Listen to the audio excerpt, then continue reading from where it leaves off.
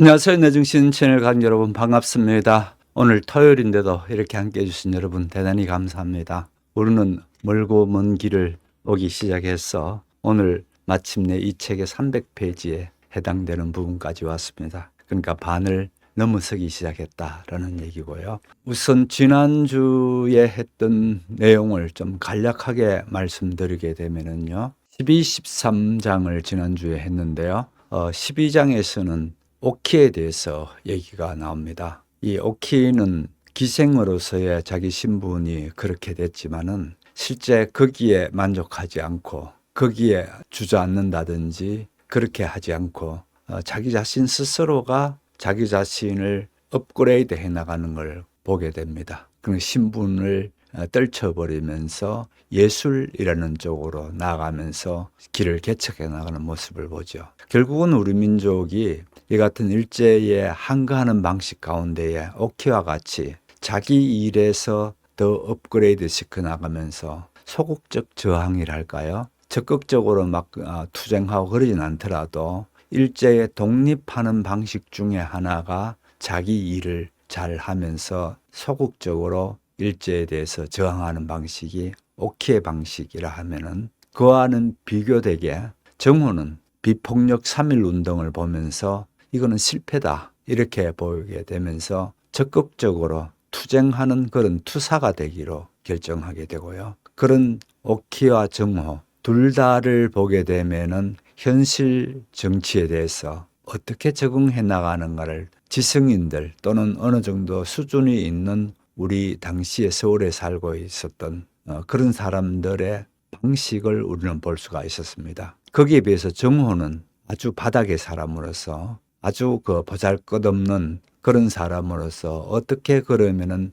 차츰차츰 의식을 깨어가는가라는 부분을 볼 수가 있고요. 그러는 와중 속에 정호는 이명보의 수하에 들어간다 할까요? 이명보의 제자가 되어서 적극적으로 이명보의 투쟁 정신을 그렇게 이어받는 걸 정호를 보게 되고요. 또 오늘 저녁에 나옵니다만 한철이라는 친구가 나타납니다. 인력거꾼입니다. 인력거꾼으로서 어떻게 바닥 사람으로서의 당시에 혹독한 일제 치하를 견뎌내는가라는 부분을 한철을 통해서 볼 수 있고요. 자, 곧 이어서 오키는 아주 그야말로 인기 있는 요즘으로 얘기하게 되면 연예인이 되어서 잘 나가는 오키의 모습을 봅니다. 그래서 더 이상 남자들 술이나 따르고 비위 맞춰주는 사람이 아니고 자기 나름대로의 춘향전이든지 이런 우리 고전들을 소화해내는 예술인으로서 살아가는 오키를 보게 되는데요. 문제는 그렇다고 오키가 그렇게 모든 게 순풍에 돛달듯이 가지는 않습니다. 그런 오키가 당하게 되는 어떤 그런 부분을 먼저 14장에서 보게 될 테고요. 그 다음에 15장에 가게 되면은 한철을 만나서 한철과의 사랑에 빠진다 할까요? 그렇게 되는 부분을 볼 수 있을 것 같습니다. 자, 그러면 먼저 본문을 보도록 하겠습니다. 14장. 어떤 남자들은 좋고 어떤 남자들은 나쁘지. 1925년 무대 막이 내린 뒤 오키는 자신의 전용 분장실로 돌아와 꽃다발로 둘러싸인 부드러운 벨벳 소파에 파묻히듯 주저앉았다. 매회 공연이 끝날 때마다 그는 제 몸 전체를 저릿저릿하게 하는 피로감을 느끼며 몇 분 동안 이렇게 꼼짝도 않고 중력에 몸을 맡기듯 무겁게 앉아있기만 했다. 곧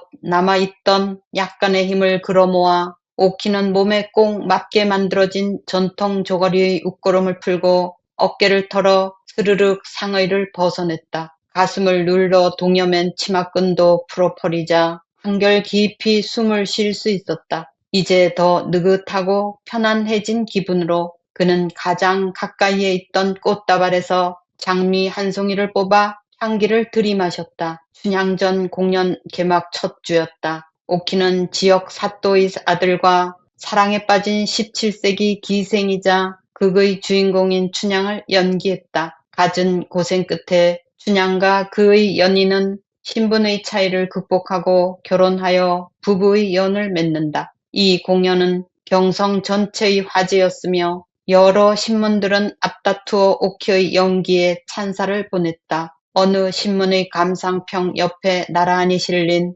자신의 사진을 처음 보았을 때 오키는 기뻐서 비명을 지를 뻔했다. 자신이 이렇게 큰 성공을 거두리라고는 상상해 본 적도 없었다. 연하라면 가능할 거라고 생각했지만 자기 자신에 대해선 그런 기대감이 전혀 없었던 것이다. 매일 밤 오키의 분장실은 팬들이 보내오는 생생한 꽃들로 가득 찼고 꽃다발마다 구애자들의 은밀한 메시지가 감춰져 있었다. 오키는 방금 붉은 장미 한 송이를 뽑아낸 꽃다발에서도 작게 접힌 쪽지 하나를 발견했다. 왼손에 여전히 그 꽃을 든 채로 향기를 음미하며 오른쪽으로 쪽지를 꺼내 재빨리 안에 적힌 내용을 읽어 나가기 시작했다. 경성에서 가장 빼어난 배우님, 그대 곁에서는 이 장미들마저 더욱 얼굴을 붉힐 수밖에 없겠지. 그 어떤 꽃보다 더 아름다운 그대니까. 이거 유 사장님이 보내준 거구나. 정말이지 끔찍하고 웃긴다니까. 오키는 둥글고 두툼한 갈색 안경을 쓰고는 격자무늬 양복을 빼입고 다니는 철강 공장의 유 사장을 떠올리며 혼자 키득거렸다. 포마드를 듬뿍 발라 뒤로 넘긴 그의 머리카락에는 언제나 빗자국이 뚜렷이 드러나 있었고 그의 입김과 치아는 불쾌한 담배 냄새를 풍기곤 했다. 유 사장은 몇 달 동안이나 오키에게 진귀한 선물을 보내오고 있었다. 예쁘게 색칠된 프랑스산 도자기 인형, 초콜릿 한 상자, 아주 예쁜 보석들로 장식된 황금빛 같은 것들. 워낙 대단한 재산가였기에 오키는 그가 준 빗에 박혀있는 보석들이 모두 진짜라고 생각했었다. 하지만 가장 좋은 보석만을 간직하고 착용하는 다니는 곁눈질 한 번으로 그게 모조품이라는 걸 알아차렸다. 그냥 색유리로 만든 거네.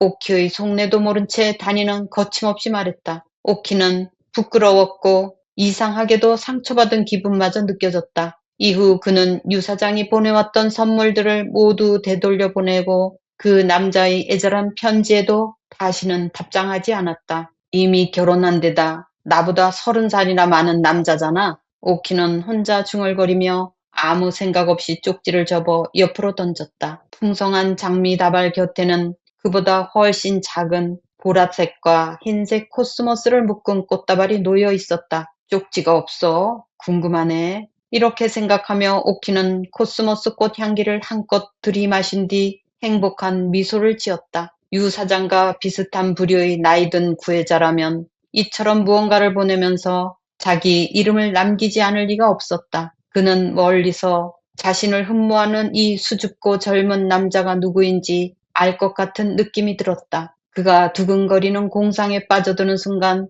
문이 삐걱대며 열리더니 카키색 장교용 군복을 입은 한 남자가 불쑥 분장실 안으로 들어왔다. 오늘 아주 멋져 보이는군. 이토 대자가 웃으며 말했다. 자신의 칭찬에 오키가 감사라도 해야 한다는 듯한 말투였다. 아니, 왜 옷을 다시 입는 거지? 나는 옷을 벗고 있는 내가 더 좋은데. 성난 눈초리로 남자를 노려보며 서둘러 치맛자락을 여미는 오키 앞에서 이토는 큰 소리로 웃음을 터뜨렸다. 극장에 와서 공연을 봐주신 건 환영하지만 제발 다른 곳에서 저와 따로 만나려 하지는 말아주세요. 특히 분장실에 이렇게 오시지 말아달라고요. 벌써 여러 번이나 말씀드렸잖아요. 오키가 조거리 소매에 팔을 꿰고 옷고름을 묶으며 일본어로 쏘아붙였다. 아니, 그 반대인걸? 내가 하는 연극 같은 거 볼 생각 전혀 없어. 나한텐 지루하기만 할 테니까. 게다가 여기서 훨씬 더 제대로 볼 수 있잖아.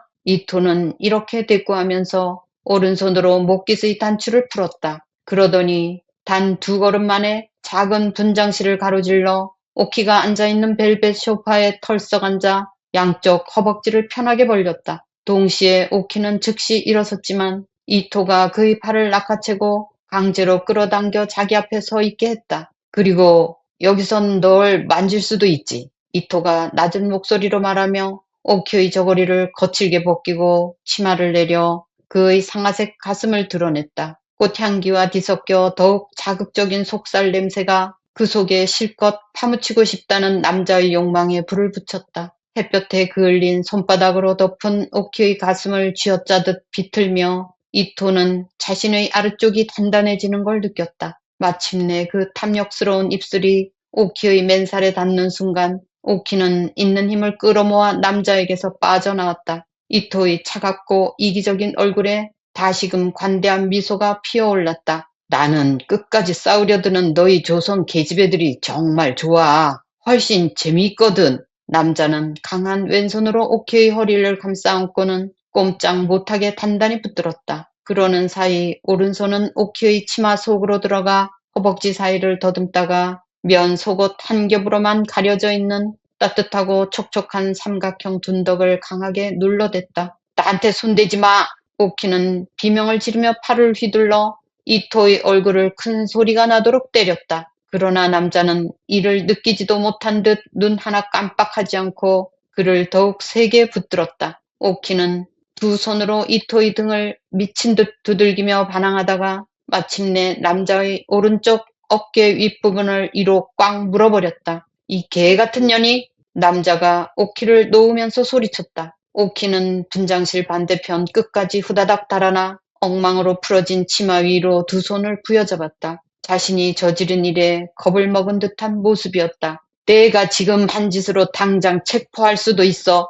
이토가 벨벳 소파에 등을 기대고 앉아 거칠게 숨을 몰아쉬며 입을 열었다. 하지만 그러지 않을 거야. 내가 나와 하룻밤을 보내준다면 말이지. 아마 너도 결국은 즐기게 될걸. 그럴 일 절대 없어. 오키가 작게 말했다. 여전히 팔짱을 껴 상체를 애써 가린 채였다. 나는 당신이 두렵지 않아. 이어서 그는 용감하게 덧붙였지만 목소리가 떨리고 있었다. 좋아. 원하는 게 뭐야? 이런 꽃이라도 갖다 줘? 이토가 비꼬는 듯한 손짓으로 분장실에 쌓여있는 꽃다발을 가리켰다. 아니면 돈이나 보석? 나 이토 아쏘는 단 한 번도 인색하다는 비난을 들은 적이 없는 사람이야. 내가 원하는 만큼 넉넉히 쳐주도록 하지. 억만금을 들고 와도 당신이랑은 안 자. 오키가 대꾸했다. 이는 어느 정도 사실이었다. 오키는 이미 다니에게 기생견습 올사금과 기숙 비용을 전부 치른 데다 기적에서 나오며 소속 건번의 탈퇴비까지 완납한 터였으니 더는 연회장에 가서 노름 접대를 할 필요도 그럴 시간도 없었다. 공연 참여와 연기만으로 충분히 많은 돈을 벌었지만 언젠가는 자신과 가까운 사이가 될 수도 아닐 수도 있는 남자들이 보내는 선물들 또한 받아들였다. 하지만 여느 유명 배우들이나 명기들이 그렇듯 오키도 그저 상대가 돈을 가졌다는 이유로 아무에게나 자신을 팔듯 내놓지는 않았다. 그 완강함에 욕구불만을 느끼며 여전히 절박한 흥분에 휩싸인 이토는 바지 허리를 풀었다. 그럼 지켜보기나 해. 남자는 한 손으로 팔걸이를 잡은 채 자위를 시작했다. 오키는 그를 노려보다가 남자가 곁에 있던 오키의 비단 저고리를 쥐고 헝겊처럼 둥글게 말아 그 안에서 절정에 도달하는 모습을 보고 눈길을 돌렸다. 이토는 몇 분쯤 소파에 축 늘어진 상태로 천장을 향해 갑자기 눈을 굴렸다가 이어 긴 속눈썹을 몇 번 펄떡이듯 깜빡이고는 다시 질끈 감았다. 막 단거리 질주를 마친 듯 헐떡이는 숨소리가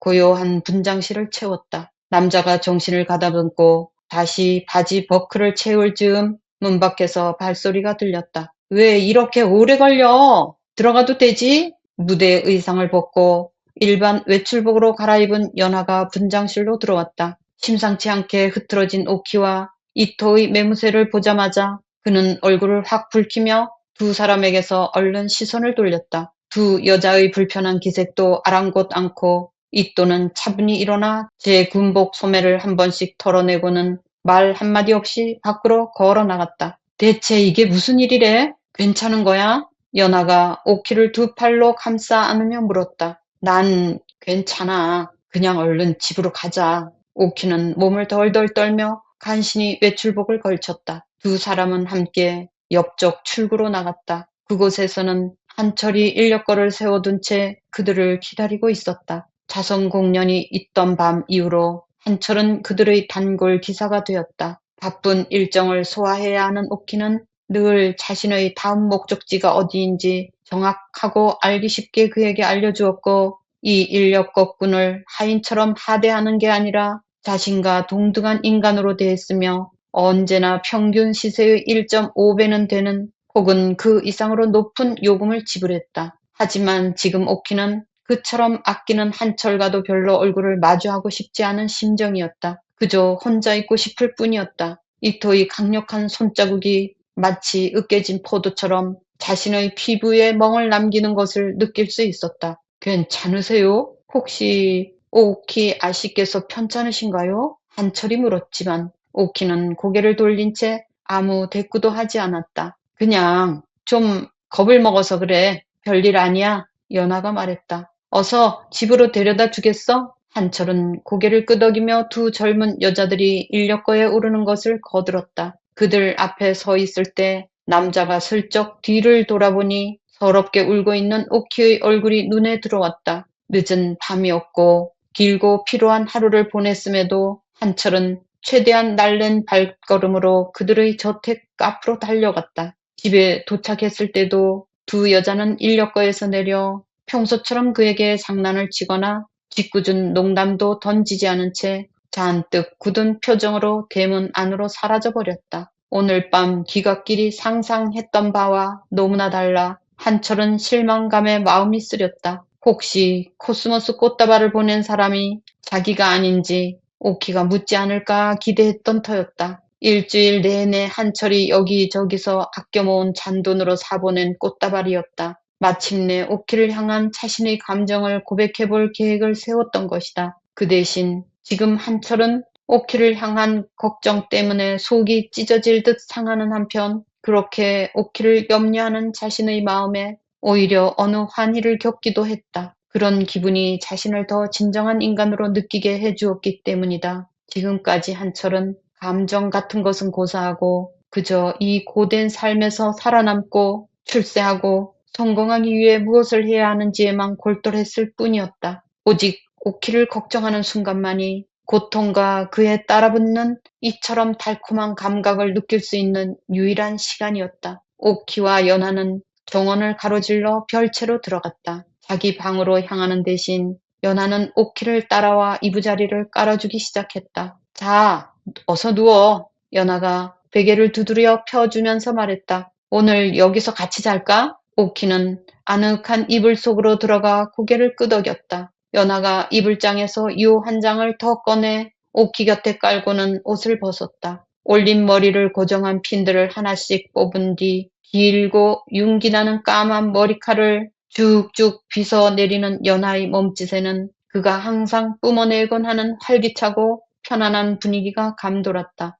이어 연하는 오키의 머리핀도 뽑아주고 머리를 빗어주었다. 어린 시절 매일 밤 둘이 마주 앉아 서로 머리를 빗질해주던 때처럼 연하는 자신이 오키의 다정한 보호자가 된 것 같은 기분이 들었다. 빗질을 마친 뒤 연하도 제 이부자리로 쏙 들어가 누우며 중얼거렸다. 화장 지워야 하는데 너무 피곤하네. 나도. 오키가 눈을 감은 채 대꾸했다. 가장 친한 친구의 보살핌 덕분에 이미 그도 노곤하게 진정된 상태였다. 그 일본인 개새끼가 무슨 짓을 한 거야? 설마 너한테 강제로 한 건 아니지? 그러려고 하더라. 그래서 내가 꽉 깨물어줬어. 오키의 말에 연하는 크게 웃음을 터뜨렸다. 그 기술은 단이 이모가 가르쳐준 기생교본 하첩에서 본 적이 없는 것 같은데? 하지만 듣고 보니 교본에 꼭 들어갔어야 했던 기술 같다. 오키도 어둠 속에서 배시시 미소를 지었다. 마치 한바탕 웃고 지나갈 만한 재미있는 소동이라도 겪은 것처럼 그런 오키를 보며 연하는 가장 끔찍한 사건조차 그저 웃어넘길 만한 일들로 바꿔놓은 자신의 능력에 새삼 자랑스러움을 느꼈다. 사람들은 연하가 천성적으로 있살스럽고 어쩌면 약간은 경박하고 조속하기까지 한 사람이라고도 생각했다. 하지만 사실 연하는 친구들을 위하는 마음으로 일부러 그런 농담을 던지곤 했다. 이 어두운 세상 구석마다 강간이며 살인이며 슬픔과 비참함이 넘치는데 연하가 아니면 누가 그들을 한순간이나마 웃게 해주겠는가. 그 남자 꽤 잘생기긴 했던데 까짓것 그냥 내버려 두지 그랬어? 연하가 말을 이었다. 우리가 무슨 양반집 규수도 아니고 무조건 점잡만 뺄 필요는 없잖아. 불만 꺼지면 남자들이란 게 다 똑같다고. 일본 놈이든 한국 놈이든 다 나쁜 놈들이야. 비록 입 밖에 내지는 않았지만 그는 만일 자신이 오키의 처지였다면 그만큼 강하게 이토를 거부하진 않았으리라 생각하고 있었다. 난 그 남자를 혐오해. 오키가 대번에 격노한 노기를 띠며 말했다. 자기가 어떤 여자든 가질 수 있고 여자에게 어떤 일이든 할 수 있다고 생각하는 놈이라고. 권세도 있고 돈도 많고 얼굴도 그럭저럭 봐줄만 하니까 여자들도 그런 그놈의 생각을 그저 자연스러운 것으로 인정하고 받아들이지. 하지만 나는 그런 여자가 아니야. 오키는 정색한 얼굴로 고개를 돌려 연하를 바라보았다. 그의 새하얀 눈자위가 어둠 속에서 푸르스름하게 빛났다. 연하야, 그놈들이 내 언니한테 한 짓을 어떻게 잊을 수 있니? 죽은 혜순 언니는 또 어떻고? 조금이라도 싸울 힘이 남아있는 한 나는 일본인 개새끼 중 단 한 놈도 날 건드리지 못하게 할 거야. 연하의 마음에 약간의 놀라움이 일었다.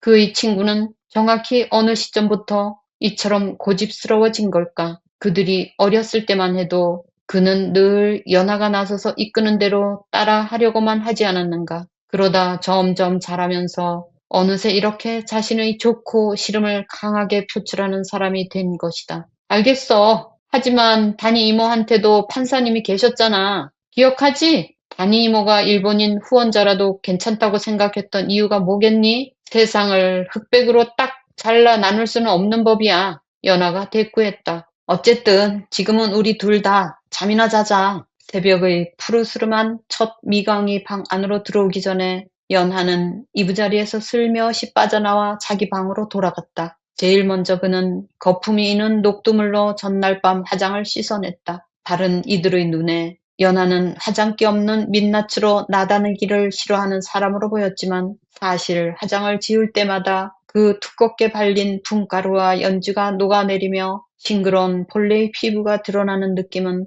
언제나 연하에게 큰 만족감을 주었다. 화장대 앞에 책상 다리로 앉아서 복숭아 꽃잎을 띄운 물로 깨끗한 얼굴을 문지를 때면 하루 중 어느 때보다도 차분한 감정이 되어 스스로에게 솔직해지는 듯한 기분이 들었다. 두 볼의 광대뼈와 콧등에서 빛을 발하는 그 매끄럽고 고운 피부를 연하는 찬찬히 살펴보았다. 이렇게 자기 얼굴을 뜯어볼 때면 사람들이 흔히 내리는 평가와 달리 자신이 아름답다는 생각이 들었고 그런 믿음이 없었다면 혼자서만 감춰왔을 생각들을 밖으로 소리내어 말할 수 있는 자신감도 생겼다. 예를 들어 그의 분노, 자신의 검은 머리카락에 동백 기름을 발라 빗어내리며 그는 생각했다. 춘향전에서 연하가 맡은 역할은 주인공 춘향의 하인인 향단이었다. 코믹하고 다소 외설적인 연기로 주인공을 돋보이게 해주는 조연일 뿐이었고 심지어 대사 중에 노래하는 부분도 전혀 없었다. 극장과 계약했을 때만 해도 연출가는 연하에게 주연을 맡겨주겠다고 굳게 약속했었다. 그러다 배역 선정 발표가 났고 그 즉시 연하는 연출가의 사무실로 뛰어올라가 해명을 요구했다. 하지만 남자는 연하를 쓱 올려다보더니 변명하듯 이렇게 얼버무릴 뿐이었다. 물론 연하양의 노래 실력이 더 출중하다는 건 나도 알죠. 하지만 사진빨이 더 잘 받는 건 오키양인걸. 연하를 진정 화나게 하는 건 노래 실력으로 따지면 그저 평범한 수준인 오키가 밤마다 무대에 올라 관객 앞에서 노래할 기회를 얻는다는 사실이었다. 왜 이 연극의 주인공을 맡아 신여성에 실리게 되는 사람이 오키여야만 하는가? 그리고 왜 남자들은 하나같이 극심한 갈등에 시달리다가 폭포수라도 발견한 사람의 눈빛으로 오키를 바라보는가? 심지어 그들의 인력거를 끄는 한철마저 오키에게 홀딱 반한 눈치였다. 홀로 남겨진 연하의 감정을 배려하기라도 하는 양 연하의 눈치를 내내 살피며 자기들끼리 다정한 수작을 은밀히 주고받는 두 사람을 보고 있자면 위산이 역류하는 듯 칼칼한 느낌이 목구멍으로 올라오곤 했다. 물론 연하는 오키를 사랑했지만 친구를 향한 다정함과는 별개로 매일 밤 가슴 속에서 치미는 화를 억누를 수가 없었다. 월양의 경우는 좀 달랐다. 해숙을 낳은 이후 월양이 자신의 몫으로서 전적으로 받아들여온 것은 오직 어머니의 역할뿐이었다. 외부에서 쏟아지는 그 어떤 관심도 그는 거의 온몸으로 거부하고 부담스러워했다. 두 동생과 달리 월양은 기적을 탈퇴하지 않고 계속 건번에 속한 평범한 기생으로만 활동했다. 연애에 자주 불려 나가긴 했으나 모든 남자들과 거리를 두었고 심지어 다른 기생들과도 친분을 쌓지 않았다. 가끔 월양을 마음에 두고 집착하는 남자가 나타날 때면 그는 차분하고 냉정하게 이런저런 핑계를 대어 만남의 자리를 피하면서 결국 지루해진 남자가 완전히 흥미를 잃어버릴 때까지 기다렸다. 한두 번쯤 미용 크림과 머리 비누 광고 모델을 했고 거의 모든 신문과 잡지에 그의 얼굴이 도배되다시피 했지만 월양은 근본적으로 혼자였다. 그리고 연하는 친언니의 고독함까지 시기하진 않았다. 이제 연하는 새로 화장을 마쳤다. 그의 얼굴은 다시금 곱게 빻은 조개 껍데기와 쌀가루, 낙곱으로 만든 분가루 아래 감춰졌다. 옆 가르마를 낸 머리는 한대모와 위로 틀어올린 뒤 예스러운 비녀 대신 여러 개의 검은 머리핀들로 고정했다. 막 꺼내 입은 옷, 그러니까 넉넉히 허리 밑으로 길게 내려오는 서양식 실크 브라우스와 그것과 같이 맞춘 빨간 모직 치마와도 잘 어울리는 머리 모양이었다. 연하가 방에서 나와보니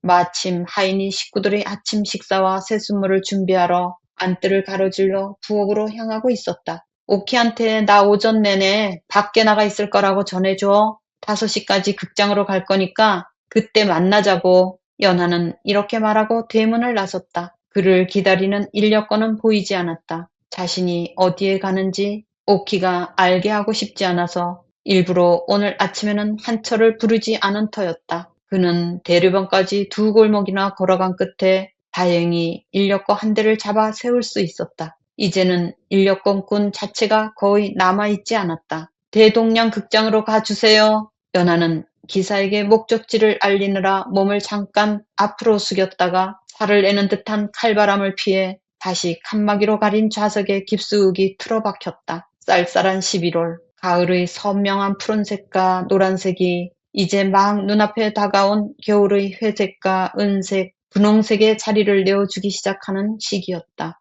행상들은 저마다 수레를 하나씩 끌고 감, 군고구마, 숯, 생선, 약초, 버섯들을 파느라 분주한 모습이었다. 한편 연하가 탄 인력거를 끄는 이는 누가 보아도 감탄할 만한 속도로 쌩쌩 달리고 있었지만 그럼에도 자동차들이 연신 그 곁을 추월해 지나갔다. 대기에는 뭔가 불에 살짝 그을린 냄새, 신선하고 상쾌하면서도 달콤한 냄새가 가득했다. 연하가 어린애처럼 신기함 가득한 눈길로 이런 거리의 모습을 구경하는 사이 인력거는 어느새 2층짜리 으리으리한 극장 건물 앞에 당도했다. 연하는 인력거꾼에게 요금을 치르고 건물로 걸어 들어갔다. 이른 시간이어서인지 로비는 횡하니 비어 있었다. 곧 어느 여성 비서가 나타나 그를 맞이했다. 연하양 되시죠? 마 사장님께서 기다리고 계십니다. 비서는 상냥하게 말을 건넸지만 연하를 향해 고개를 숙여 보이지는 않았다. 이쪽으로 오세요. 비서가 연하를 데리고 어두운 복도를 통과하더니 사무실의 문을 열었다. 마 사장이 책상에 앉아 서류들을 훑어보고 있었다. 아, 연하양. 이곳에 모시게 되어 영광입니다. 남자가 자리에서 일어나 연하를 향해 정중하게 인사했다. 그의 약간 큰 두상에는 넓은 이마와 뚜렷한 콧대, 그리고 광채나는 눈매가 조화를 이루며 자리 잡고 있었다. 초로의 나이에도 불구하고 여전히 꼿꼿하고 늠름한 마사장의 얼굴과 몸에서는 다소 거친 활력이 뿜어져 나왔다. 연하는 아무 이유 없이 긴장되는 느낌이었다. 아, 아니에요. 마사장님께서 초대해 주시니 오히려 제가 영광이죠. 마사장이 책상을 돌아 자신에게 다가오는 사이 연하는 약간 더듬듯 중얼거렸다. 마사장의 손길이 연하의 등을 가볍게 스치며 방 중앙에 있는 회의용 소파 자리를 권했다. 이어 그는 비서에게 커피를 타오라고 명령했고 연하는 그 젊은 여자의 얼굴에 피어오르는 강한 반발심을 즐겁게 감상했다. 자, 연하양, 왜 당신을 여기까지 청했는지 알고 계시겠죠? 마 사장이 입을 열었다. 당신은 우리나라에서 제일 가는 배우이자 가수예요. 2년 전 명월관에서 연하양 노래를 처음 들었습니다. 정확히 언제였더라? 제가 연회에 참석했던 날 기억하세요? 연하는 고개를 가로저었다. 그때 연하양이 왈츠를 하나 불렀는데 음색에 얼마나 깊이가 있던지 겨우 15살이라는 걸 믿을 수가 없더군요. 남자가 미소를 지었다. 그 이후로 저는 늘 언젠가 연하양이 우리 대동량 극장에서 공연한 날이 오리라 꿈꿨습니다. 일전에 들은 바로는 조선극장과 계약을 하셨는데 연하양의 실력에 훨씬 못 미치는 배역을 맡으셨다고요. 그래서 연하양에게 직접 연락해 과연 대동량 극장의 스타가 되고 싶으신지 알아보려 했던 겁니다. 연하는 늘 다니처럼 도도한 태도를 유지하고 싶다는 바람을 몽땅 잊은 채 순진하게 얼굴을 붉혔다. 대동량 극장은 경성에서 가장 큰 극장이었다. 영화, 악극, 무용, 공연 그리고 연극까지 무대에 올라가는 2,000석의 대규모를 자랑하는 거대한 극장. 조선극장보다 훨씬 높은 명성을 누리는 이 인류 극장의 스타 출연자 자리를 제안받은 것이다. 연하양처럼 특출난 재능을 가진 사람은 한 세대에 한두 번 나올까 말까예요. 저는 연하양이 받아 마땅한 대중의 관심과 사랑을 확실히 누릴 수 있도록 해주고 싶습니다. 연하양이 주연으로 연기하며 노래를 부를 새로운 작품을 올릴 생각이에요. 아마 심청전이 될 겁니다. 고전 설화의 각색 작품이라면 다들 쌍수를 들고 환영하기 마련이거든요. 그런 심파극은 사람들의 종성심을 자극할 뿐 아니라 그들이 속에 눌러 담아둔 감정들까지 마음껏 터뜨리게 해주죠. 물론 일본 정부의 검열을 무난히 통과할 수 있다는 장점도 있고요. 마 사장은 잠시 말을 멈추고 두 손을 모아 손가락 끝을 서로 맞닿게 했다. 동치의 연하양의 노래를 녹음한 새 음반도 낼 생각입니다. 동경에서 공부하고 온 작곡가 하나를 아는데 그 사람이 연하양이 부를 오리지널 재즈곡과 왈츠곡들을 쓸 거예요. 어떤가요? 저를 이렇게 높이 평가해 주시니 놀랍고 신기할 뿐이에요. 연하의 얼굴이 빨개졌다. 아니, 연하양의 목소리가 워낙 뛰어나지 않습니까? 마 사장이 웃었다. 듣자 하니 연하양은 그 유명한 기생 김예단 씨의 조카라고요? 15년 전만 해도 경성 전체를 휘어잡으셨던 분이죠. 저도 잘 기억하고 있답니다. 어지간한 사내를 뛰어넘는 담력과 명석한 지성을 가진 놀라운 예인이셨어요. 하지만 장담하는데 당신이 누리게 될 명성은 그분을 능가할 겁니다. 자, 14장의 제목은 어떤 남자들은 좋고 어떤 남자들은 나쁘지, 이렇게 좀 묘하게 제목이 지어져 있습니다. 한마디로 이겁니다. 잘 나가는 오키가 명성을 떨치는 어떤 긍정적인 부분만 되는 게 아니고 당하는 문제가 나옵니다. 결국은 누가 그렇게 가해자가 나올까요? 일제지요. 그 이토 대자가 그같이 오키가 공연하는 공연장에 찾아와서 분장실에서 오키를 범하려고 하는 그런 모습을 봅니다. 그래서 결국은 1925년이라고 이렇게 되는데요. 이 1925년이라는 작은 공간, 밀폐된 공간에서의 얘기를 그 오키라는 사람과 이토라는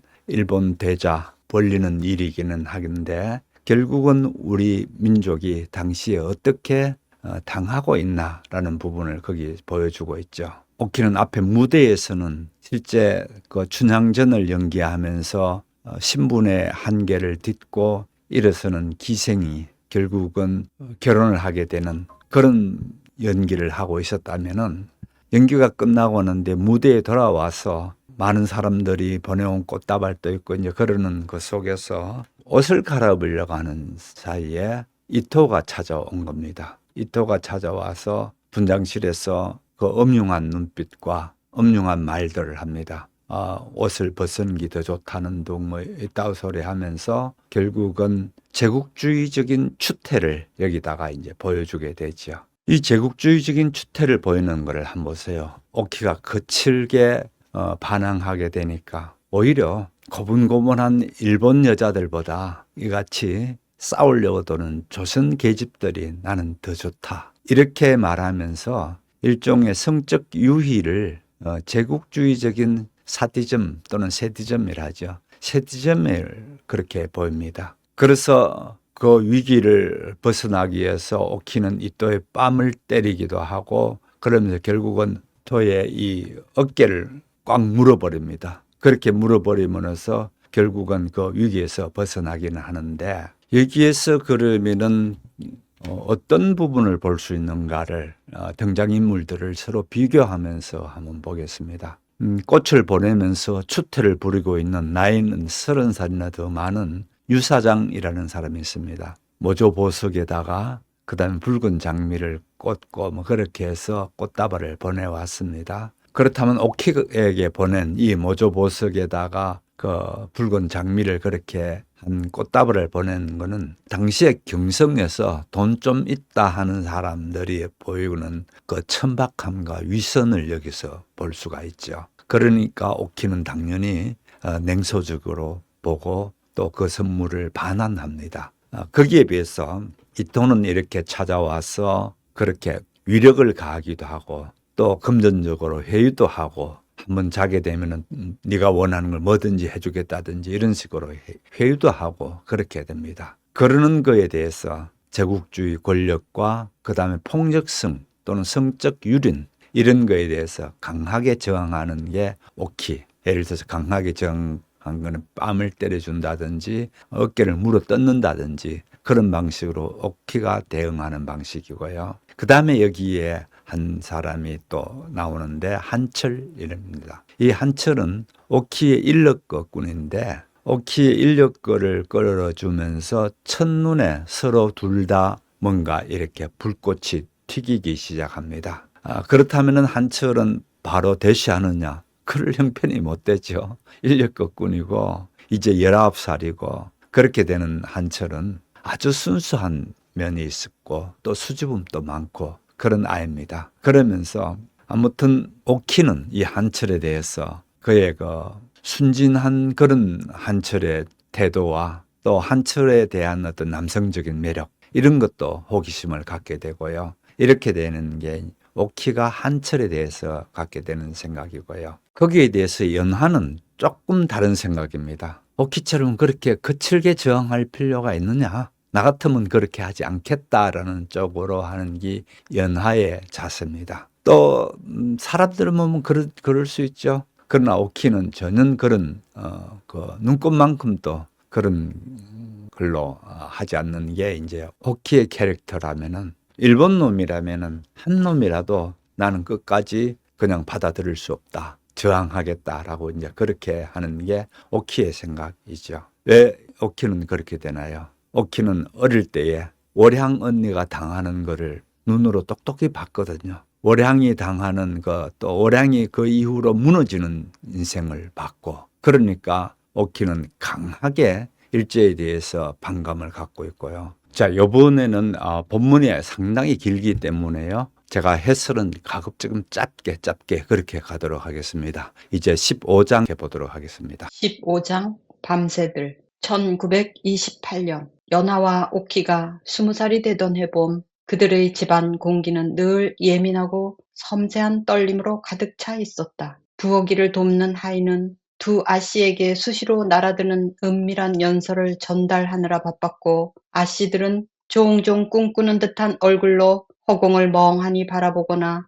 아무 이유 없이 갑작스럽게 미소를 짓곤 했다. 이제 어떤 기준으로 봐도 더 이상 그들을 소녀라 할 수 없을 터였다. 대부분의 농민 여자들은 아이 한두 명쯤 낳았을 나이였고 사교계에서 최고의 인기를 구가하는 기생들 또한 20살보다는 15에 더 가까웠다. 하지만 그들 자신은 이제 막 스스로를 여성으로서 인식하기 시작한 참이었다. 연하와 오키도 지금껏 자신들이 배워온 삶의 규칙을 모조리 바꿀 수도 있을 만한 강력한 비밀 암호를 얻은 듯 느꼈다. 연하가 직접 언급한 적은 한 번도 없었지만 집안의 모든 식구는 마사장이 그의 애인이라는 걸 알고 있었다. 연하가 심청전 주연을 맡아 공연한 지 한 달쯤 되었을 무렵 마사장이 중간 휴식 시간에 연하의 분장실로 쪽지 하나를 보냈다. 공연 후에 저녁을 사고 싶은데 가겠느냐는 내용이었다. 밤늦게 끝마친 연하가 밖으로 나와보니 대동량 극장 뒷문 앞에서 검은색 차가 그를 기다리고 있었다. 우아한 중절모를 쓰고 가슴 주머니에 흰 손수건을 멋지게 꽂아 더없이 말쑥한 검은색 정장 차림의 마사장이 운정석에 앉아 있었다. 우리 연하 양의 성공을 자축하러 가야지. 원하는 곳이 어딘지 말만 해요. 미끄러지듯 조수석에 올라앉은 연하를 향해 그가 말했다. 연하의 콧 속 가득 남자의 향취가 들어찼다. 담뱃불의 온기와 막 바른 향수의 신선함이 뒤섞인 냄새였다. 이렇게 드라이브 나가는 거 즐겁지 않아요? 여름이 되면 차 지붕을 열어줄게요. 그러면 머리카락까지 파고드는 바람을 느낄 수 있을걸? 세상에 그보다 상쾌한 게 없다고요. 마 사장이 말했고 연하는 그의 입에서 나오는 모든 말을 듬뿍 곱씹으며 달콤함에 취했다. 그들이 앞으로도 함께 시간을 보내게 되리라는 암시와 함께 자신이 뭘 좋아하는지 알려주고 또 연하가 좋아하는 건 무엇일지 제 나름대로 생각하고 있다는 뜻을 전하는 말 아닌가. 이게 바로 사랑받는다는 거구나. 연하는 생각했다. 지금껏 자신에게 그토록 큰 관심을 보여준 이는 없었기에 연하는 마 사장이 자기 애인이 되어달라고 청하기도 전에 이미 그를 향한 사랑에 빠져버렸다. 그날 이후로 마 사장이 프랑스인 금광주한테서 샀다던 그 검은색 차는 언제나 공연이 끝날 무렵 대동양 극장 뒷문 앞에서 연하를 기다리고 있었다. 거의 매번 그들은 마 사장이 아내와 새 아이가 있는 집으로 돌아가기 전에 차 안에서 다급하게 관계를 가지곤 했다. 처음 그 일이 일어났을 때만 해도 연하는 수치심과 굴욕감을 느꼈다. 그들은 한적한 차도 옆길에 주차한 상태였고 봄의 황혼이 주는 은은한 불빛이 주변을 비추어 혹여 지나가는 사람이라도 있었다면 어려움 없이 차 안쪽을 들여다볼 수 있을 터였다. 하지만 결국에는 차 지붕을 연 채 빠르게 질주하는 드라이브가 그렇듯이 이런 부적절한 상황에서 허겁지겁 맺는 관계 역시 오히려 마 사장에게 특별한 전율을 준다는 걸 깨달았다. 이는 그가 자기 아내에게는 절대 요구하지도 원하지도 않는 종류의 쾌락이었다. 연하는 본능적으로 이를 파악했고 그러자 자신만이 마 사장의 필요를 채워줄 수 있는 유일한 여자라는 게 자랑스럽게 느껴졌다. 가끔 마 사장을 졸라 연하의 방에서 하룻밤을 자고 가도록 설득하는 데 성공할 때는 안심시키듯 자신의 몸에 팔을 감은 채 깊이 잠든 남자를 바라보며 연하는 그전까지 느꼈던 어떤 씁쓸함도 원망도 잊었고 그저 이런 행복을 평생 경험하지 못할 사람들이 안타깝게만 여겨질 따름이었다. 밤 10시 종호는 스승의 방문 앞에 서 있었다. 그의 정신 반절은 안에서 들려오는 목소리들의 귀를 기울이는 한편 나머지 반절은 무거운 졸음에 정신없이 떠내려가는 중이었다. 동양척식 회사에 대항하여 봉기하는 소장농들에게 지원 물자를 보냅시다. 하지만 그렇다면 프리모르스키는 포기하는 겁니까? 애초에 붉은 군대를 믿어서는 안 되어요. 처음 명보의 사랑채를 들어와 살기 시작했을 때 이런 문구들은 외국어나 마찬가지로 그에게 아무 의미도 없었다. 종어는 바람처럼 흩날리는 이런 단어들, 구름처럼 둥둥 떠가는 흐릿한 관념들을 알아가는 일에 전혀 관심을 두지 않았다. 그로서는 자신의 생각을 그저 오키에게 혹은 자신의 친구들이나 음식, 집, 그리고 제 손으로 직접 만질 수 있는 확실한 것들에만 충실히 묶어두고 싶었다. 그런 것들에 관한 생각들이야말로 그의 심장을 따뜻하게 덮이고 그를 배부르게 하며 그의 두 발을 단단하고 묵직하게 이 땅 위에 두어 몸의 중심을 잡게 해준다고 여겼다. 그러다 어느 날부터 명보가 종호에게 이런저런 것들을 하나씩 설명해 주기 시작했다. 명보가 주의 깊게 고르는 단어들은 모두 종호도 이해할 수 있는 것들이었다. 프리모르스키라는 어려운 꼬부랑 말도 알고 보니 그저 연해주를 뜻하는 러시아어일 뿐이었다. 2000년 전 말을 타고 다니던 한국인들이 그 설이 내린 북녘 땅을 정복했다고 했다. 그들은 사냥꾼이었고 산사람들이었고 전사들이었다. 그리고 그들의 수도는 종호의 고향 마을과도 가까운 평양이었다. 이런 이야기들을 들으면서 종호는 묘한 동경과 고통을 느꼈다. 그것은 창백하고 푸른 달빛이나 늑대들이 울부짖는 소리, 발 아래서 눈이 뽀드득 뽀드득 밟히는 소리가 그렇듯 그의 바깥에서 발원하여 피부를 통해 아릿하게 스며드는 듯한 아픔이었다. 마침내 문이 열리고 양복을 차려입은 남자 몇 명과 한복 차림의 여자 한두 명이 밖으로 나왔다. 그들은 문 앞에 서 있던 종호를 본 채 만 채 거의 인사도 없이 지나치면서 자기들끼리 귀옛말로 속살댔다. 명보를 처음 만났을 때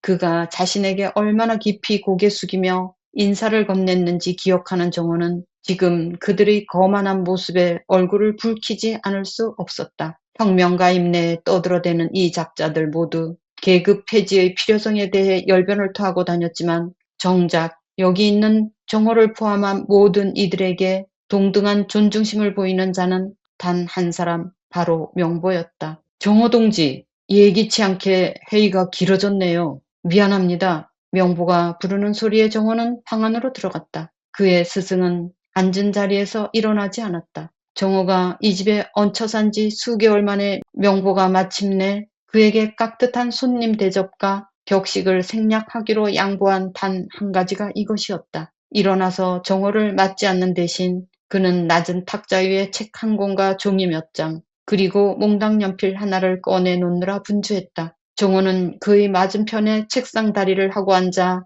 탁자에 펼쳐진 책을 힐끔 내려다보았다. 하지만 지금껏 배웠던 글자들에 대한 기억이 순식간에 죄다 날아가 버린 듯했다. 정호의 마음속에서 종이에 난 검은 자국들은 책장을 가로질러 날아가는 한 무리의 학들로 변하기도 했고 흰 눈 속에 아무렇게나 흩뿌려진 숙검정 조각들로 보이기도 했다. 그는 글자 복습에 아무런 도움이 되지 않는 이러한 연상을 떨쳐버리기 위해 머리를 강하게 흔들었다. 맨 위부터 시작해 볼까요? 명보가 부드럽게 권했다. 이 글자 기억하겠죠? 정호는 자신의 내면 가장 깊은 곳까지 뒤져서라도 그 답을 찾고 싶었다. 머리를 쥐어짜느라 눈까지 촉촉해지려는 참에 마침내 간신히 그 음절의 정확한 이름이 의식의 수면 위로 떠올랐다. 대요. 잘했어요. 훌륭합니다. 그러면 다음 글자는? 명보가 흥분을 감추지 못하고 기쁜 기색으로 물었다. 정호는 스승을 실망시키고 싶지 않아 연신 자신의 머릿속으로 잠수하듯 뛰어들어 깊은 바다에 파묻혀 있는 답을 힘겹게 하나씩 따왔다. 지인 빠지는 1시간이 흐른 뒤에야 명보가 책을 덮었다. 이 정도면 오늘은 충분한 것 같습니다. 그러고서 그는 정호를 안심시키려는 듯 미소를 지었다. 정호 동지, 글자를 깨친다는 게 매우 어렵다는 거 압니다. 하지만 내 직감은 정호 동지가 우리 독립에 큰 역할을 해주리라 얘기하고 있어요. 그래서 이렇게 동지를 준비시키는 겁니다. 자, 그럼 이제 쓰기 연습해 봅시다. 지난 몇 달 내내 명보는 정호에게 그들이 공부하는 글자 교본에 나와 있는 수십 개의 자음과 모음을 빠짐없이 모두 반복해 쓰라는 숙제를 내주었다. 그런데 오늘은 특이하게도 종이 위에 글자 석자만 달랑 적더니 정호에게 그걸 큰 소리로 읽어보라고 말했다. 남, 중, 아니, 정호는 문득 그의 스승을 올려다보았다. 명보가 그를 향해 환하고 웃고 있었다. 제 이름이네요. 지금까지 내가 정호 동지를 제대로 가르치지 못했어요. 그래서 동지의 발전을 오히려 방해했던 셈이죠. 동지에게 가장 중요한 단어부터 제일 먼저 가르쳐 줬어야 했는단 말이에요. 앞으로는 정호 동지의 이름을 걸고 쓰는 모든 글은 정직하고 선한 믿음으로 쓰여야만 합니다. 그게 바로 좋은 이름을 갖는다는 의미니까요. 가문이 어떤지, 얼마나 부자인지, 얼마나 유명한지가 아니라요. 정호는 명보가 맨 위에 적어놓은 예시를 베껴 쓰면서 첫 번째 글자를 몇 번이고 다시 써보고 이어 두 번째 글자를 그 다음에는 세 번째 글자를 반복적으로 적어 내려가며 종이 한 장을 가득 채웠다. 그런 다음 그는 그 종이를 뒤집어 두고 새로운 백지 한 장을 꺼내 삐뚤빼뚤한 글씨로 난생 처음 자기 이름 세 자를 꾹꾹 눌렀었다. 마지막 회까지 힘주어 그은 뒤 그가 이제 막 학교에 다니기 시작한 어린 소년처럼 흥분과 열의에 가득 차 제 스승을 올려다보았을 때 명보의 눈에는 눈물이 고여 있었다. 정말 잘했습니다, 내 친구요. 명보는 갈라지는 목소리로 숨기려 애쓰며 말했다. 동지의 필체는 아주 강한 힘이 느껴져요. 꼭 동지의 성격이 드러나 있는 것 같군요. 글자가 지나치게 큼직하고 균형도 맞지 않는 데다 꼭 어린아이가 쓴 듯 울퉁불퉁한 모양새였지만 정호는 명보의 말이 자기를 놀리려는 소리가 아니라 마음에서 우러난 진정한 칭찬임을 알 수 있었다. 그날 밤 정호는 앞으로 명보가 자랑스럽게 여길 만한 삶을 살겠다고 굳게 마음먹었다. 그 전까지는 그저 오키에게 걸맞는 남자가 되기 위한 자기 개발을 원했을 뿐이었다. 명보는 정호와 혈연으로도 애정으로도 연결된 사람이 아니었다. 그들을 하나의 운명체로 묶어준 것은 다름 아닌 명예였다. 이것을 깨닫자 정호는 무슨 일이 있어도 자신이 끝까지 안전하게 지킬 사람들의 목록에 명보를 추가했다. 한국에서 제일 가는 부자 40명 중 한 사람이자 엄청난 영향력을 지닌 인물임에도 정호의 스승은 언제나 끊임없는 죽음의 협박 속에 살고 있었다. 이전까지 고수하던 평화주의나 타협적 입장을 완전히 철회했기 때문에 명보의 목숨은 이제 훨씬 더 위험한 상태였다. 앞서 그는 조국의 독립을 요구하며 비무장 평화 행진을 한 결과 아무런 소득도 얻지 못한 채 너무 많은 생명만을 희생시키고 말았으며 이제 우리의 자유를 얻기 위해서는 힘으로 맞서야 한다고 이야기한 터였다. 적어도 이 부분만큼은 정호도 이해하는데 아무런 어려움이 없었다. 그는 오히려 당연히 그래야지. 뭘 기대한 건데요. 이 부자 양반들아 라고 내뱉고 싶었지만 예의상 혀를 꽉 깨물고 참았다. 그러나 불행히도 한국 독립군 진영의 양날개는 크게 꺾여 있었다. 블라디보스토크를 본거지로 삼은 독립군은 10년간 연전 연승을 거두었고 때로는 붉은 군대와 연합하여 일본군과 전투를 벌이기도 했다. 그러나 이후 레닌을 지지하는 급진파 볼셰비키가 이들 독립군의 무장 해제와 해산을 요구하며 소련군을 투항하고 합류하기를 강제했으니 이를 거절한 사람들은 죽임을 당하거나 감옥에 갇히고 말았다. 만주의 독립군 역시 그보다 나을 게 없는 상황이었다. 만주 지역에 거주하는 수만 명의 한국인이 군인과 민간인 구분 없이 일본군에 무차별적으로 학살당한 이후 만주 독립군 세력은 크게 약화하였다. 상해에 남아있던 이들만이 무력 저항의 유일한 구심점이 되었으나 중국의 심장부와도 같은 곳에서 일정 규모 이상의 외부 군대를 양성하는 것은 불가능한 일이었다. 그래서 명보는 일본이 진을 치고 가장 유용하게 사용하는 공간들을 개별적으로 공격하는 것만이 단 하나의 효과적인 방법이라고 믿게 되었다. 한국, 일본, 그리고 중국 곳곳에 자리 잡은 일본 경찰서와 은행, 관공서, 무기고 같은 곳들이 그 대상이었다. 이렇듯 세간의 이목을 끄는 주요 묘포물들을 치기 위해 명보는 특출난 실력을 지닌 전문 저격수 집단을 양성하고자 노력하는 중이었다. 정호 동지, 우리는 전쟁을 하고 있습니다. 그리고 아무리 좋은 의도를 갖고 끝까지 노력하더라도 전쟁이 불가피한 경우가 있어요. 명보는 언젠가 이런 말을 했다. 스승의 어조는 정호에게 사과를 하는 듯 미안함으로 가득 차 있었다. 굳이 설명을 듣지 않아도 정호는 그 의미를 충분히 이해할 수 있었지만 어쨌든 명보의 말을 가볍게 여기지 않는다는 점을 드러내기 위해 얼굴을 찡그린 채 열심히 고개를 끄덕였다. 정호는 자기 스승이 결코 자신을 잘못된 길로 이끌 리 없다고 조금이라도 부끄럽거나 부당한 일을 시키지는 않으리라고 굳게 믿었다. 언젠가 때가 되면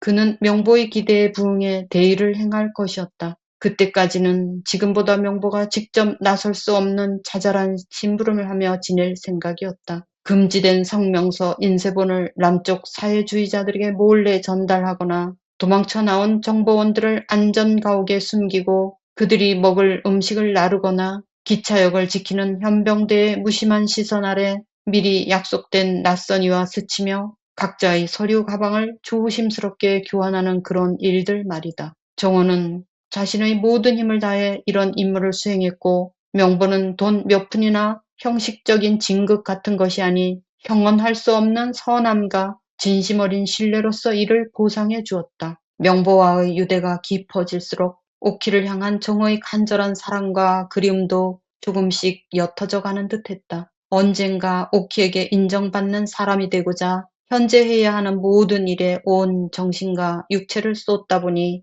정작 오키와 함께 보내는 데 쓸 시간이나 활력은 거의 남아있지 않았다. 한동안 정호는 일주일에 한 번씩 오키의 집에 들렀지만 곧 보름에 한 번, 이어 한 달에 한 번 정도로 그 빈도가 줄어들었다. 하지만 제일 마음에 들지 않는 건 전과 달리 정호가 이처럼 거리를 두어도 오키가 더는 신경 쓰지 않는 듯 보인다는 점이었다. 오키는 언제나 연극 연습과 공연, 미용실 예약, 사진 촬영, 인터뷰, 쇼핑, 영화, 그 외의 다른 수백 가지 할 일들과 오락거리에 몰두해 있었다. 물론 종호가 가면 늘 따뜻하게 맞아주었을 뿐 아니라 점점 더 아름다운 모습으로 변해가며 그를 설레게 했지만 만날 때마다 종호가 전혀 모르는 예술가나 새로 나온 소설에 대해 숨도 쉬지 않고 혼자서 열정적인 이야기를 늘어놓았고 그렇게 10분이나 15분쯤 지난 뒤에는 다른 할 일이 있다며 불가피하게 자리를 뜨는 일이 되풀이 되었다. 가끔은 종호에 맞추어 집에 들러도 아예 오키를 볼 수 없는 경우가 생기기도 했다. 그래서 종호는 오키가 자신에게 소중하고 중요한 만큼 자신도 오키에게 중요한 사람이 될 때까지는 자기 쪽에서 먼저 오키를 찾지 않겠다고 다짐했다. 하지만 솔직히 말해서 오키가 자신의 공연 작품이나 예술에 대한 열정보다 정호 자신을 앞세울 날이 오리라는 생각은 들지 않았다. 딱 한 번 오키의 춤을 보았을 뿐이지만 오키의 영혼 안에는 그 어떤 남자도 가닿지 못할 자신만의 성력이 새겨져 있음을 정호는 알 수 있었다. 그러니 그것까지는 차마 바랄 수 없었다. 그는 단지 오키가 사랑하는 여러 사람 중 자신이 첫 번째가 되었으면 좋겠다고 생각할 뿐이었다. 언젠가 남자로서 자신의 가치를 오키에게 증명해 보일 수만 있다면 그 정도는 꿈꿔볼 수 있을 것 같았다. 물론 그런 사람이 되는 방법은 아직 정호의 상상을 초월한 곳에 있었지만 말이다. 아침에 일어나 면도를 하고 친구들과 밥을 먹고 명보의 편지를 전달하러 다니고 오키와 전혀 상관없는 일상적인 일을 하며 하루를 보내는 동안에도 그런 생각들이 문득문득 예고 없이 찾아오곤 했다. 봄바람이 얼굴을 부드럽게 스쳐가는 걸 느낄 때나 한강 물결 위에 굵은 소금처럼 알알이 뿌려진 흰 달빛을 볼 때면 상념은 더욱 깊고 묵직하게 그를 끌어당겼다. 그럴 때마다 정호는 마지막으로 만난 이후 오키는 과연 어떻게 변했을지, 그리고 지금쯤은 자신이 오키에게 충분히 괜찮은 사람일지 생각해 보곤 했다. 바짝 타오르는 태양 아래 바지랑이가 피어오르고 나무며 풀잎, 그리고 집들까지 모든 것이 은밀하게 생동하며 자라나는 듯한 따뜻한 봄철 오후였다. 벽에 등을 기대고 있던 한철은 쨍한 햇빛에 눈을 가늘게 뜨면서 푹 꺼진 자기 배에 손을 얹어 누르고 싶은 충동을 억제했다. 굶주림을 버티느라 구부정한 자세로 있는 것은 인력거를 타려는 손님들을 잡는데 아무런 도움이 되지 않았다. 찐 감자와 보리밥으로 간밤에 허기를 때우고 새벽부터 나와 있었건만 지금까지 1원밖에 벌지 못했다. 1원 50전을 벌기 전에는 점심을 먹으러 집에 가지 않기로 마음 먹었는데 시간은 어느새 오후 4시가 지나 있었다. 기모노 차림의 여자가 자신을 향해 종종 걸음으로 다가오는 것을 보고 한철은 허리를 곧게 폈다. 하얀 분칠 화장 탓에 몇 살이나 되었는지 짐작하기 어려웠지만 천진난만한 걸음걸이와 태도로 봐서는 꽤 젊은 나이 같았다. 코코가라 혼마치마데 이쿠라 카카리마스카. 손님이 미소 지으며 물었다. 충무로까지 요금이 얼마입니까? 니주센 데스. 한철이 20전이라고 대답했다. 손님은 고개를 끄덕인 뒤 한철의 도움을 받아 인력거에 올랐다. 한철은 일본인 손님을 태워본 적이 거의 없었다. 일본인들은 대체로 명동과 충무로에만 몰려 있었고 종로처럼 지리적으로 가까운 곳이라 해도 조음처럼 그 밖으로 나오는 경우가 없었기 때문이다. 하지만 돈벌이는 돈벌이였다. 그리고 손님도 제법 만족한 듯 보였다. 아마 조센징이 끄는 인력거를 타는 게 신선한 경험인 모양이었다. 손님이 몇 차례 날씨에 대해 중얼거리며 침묵을 깼는데 한철에게 말을 건넨 것인지 혼잣말인지 알 수가 없었다. 한철이 바삐 속도를 내자 길게 늘어진 기모노 소매가 인력거 옆을 쓸며 리듬감 있게 펄럭였다. 혼마치에 이르러 손님이 빳빳한 1원짜리 지폐를 한철의 손바닥에 지그시 누르며 잔돈은 필요 없다고 할 때에도 한철은 내내 묵묵히 입을 다물고 있었다. 자수를 놓아 화려한 기모노 오비가 인파 속으로 사라질 때까지 한철은 그의 뒷모습을 바라보았다. 저 일본인 손님이 한철의 마음을 흔든 것은 아니었다. 그럼에도 그는 자신도 모르는 새 그의 모습을 제 머릿속에 있는 여인들의 목록에 입력하고 있었다. 한철은 고작 19살이었다. 그러나 그는 스스로 어리다고 생각하지 않았으며 그 또래 청년들이 종종 떠올릴 법한 유치한 한상 또한 아예 끊어낸 지 오래였다. 한철은 모든 일에 대해 자신이 취하는 사무적인 태도를 자랑스럽게 여겼다. 어떤 발전이라도 이루어내려면 반드시 필요한 요건이었다. 밤낮 없이 그가 골똘히 생각하는 것은 첫째 성공이었고 한참 다음에 중요시하는 것은 의무였다. 사랑에 대해서 말하자면 한철은 그게 자신에게 어떤 가치가 있는 것이라고는 단 한 번도 생각해 본 적이 없었다. 그에게 사랑은 머나먼 곳에 자리한 신비로운 산처럼 느껴졌다. 그저 다른 사람들이 경건함과 확신에 찬 태도로 저기 어디쯤 그런 산이 있다고들 하기에 간접적으로 의식하게 되는 산. 그 산이 직접 그 산을 보고 싶다는 충동은 전혀 들지 않았다. 천국과 지옥에 대한 관념만큼이나 사랑이라는 감정은 그의 현실과 거의 관계가 없었다. 한철이 여자를 갈망의 대상으로 떠올리는 유일한 시간은 그가 자기 방에서 조용히 자유행위를 할 때뿐이었다. 옆방에 어머니와 두 누이가 잠들어 있었기 때문에 소리도 제대로 내지 못한 채 가쁜 숨을 죽여야 했다. 그럴 때마다 그는 눈을 감고 주로 그날 태운 손님 중 기억에 남을 만큼 아름다웠던 여자를 떠올리곤 했다. 한철에게 왕자님처럼 잘생겼다며 은근한 수작을 걸어오던 기생이 될 수도, 앞쪽에서 고개를 살짝 돌리기만 해도 착 달라붙는 실크 스타킹에 감싸인 다리 모양이 훤히 드러나 보였던 모던걸이 될 수도 있었다. 그럼에도 지금 일본인 밀집 지역을 빠져나와 서쪽으로 향하면서 한철의 생각은 이렇게 매일 밤 비루한 유희의 대상으로 국한되지 않는 유일한 여자에게로 다름질 쳤다. 그 여자의 존재가 자신과 묘하게 연결되어 있으며 자신의 삶에 스며드는 듯한 느낌이 들 때마다 한철은 매번 놀라곤 했다. 극장 앞에서 어키를 처음 보았을 때 그는 다른 사람들에게서는 전혀 경험할 수 없었던 감정을 느꼈다. 그에게 다가가 말을 걸어보고 싶다는 참을 수 없이 강렬한 충동이었다. 동시에 오키 또한 자신과 친밀하게 대화하고 싶어 한다는 사실을 또렷하게 느낄 수 있었다. 비록 친구가 한 자리에 있었기에 허물없는 대화를 나눌 수는 없었지만 말이다. 그들은 생애 처음 한두 번의 사랑 속에서만 젊은이들이 소통하는 방식으로 서로 반짝이는 눈빛을 교환하며 은밀히 섬세하고 소중하게 서로의 마음을 나누었다. 그날 밤 집에 돌아온 한철은 자신의 몸을 어루만졌고 그 어느 때보다 더 격렬하게 사정했다. 그렇다. 처음의 끌림은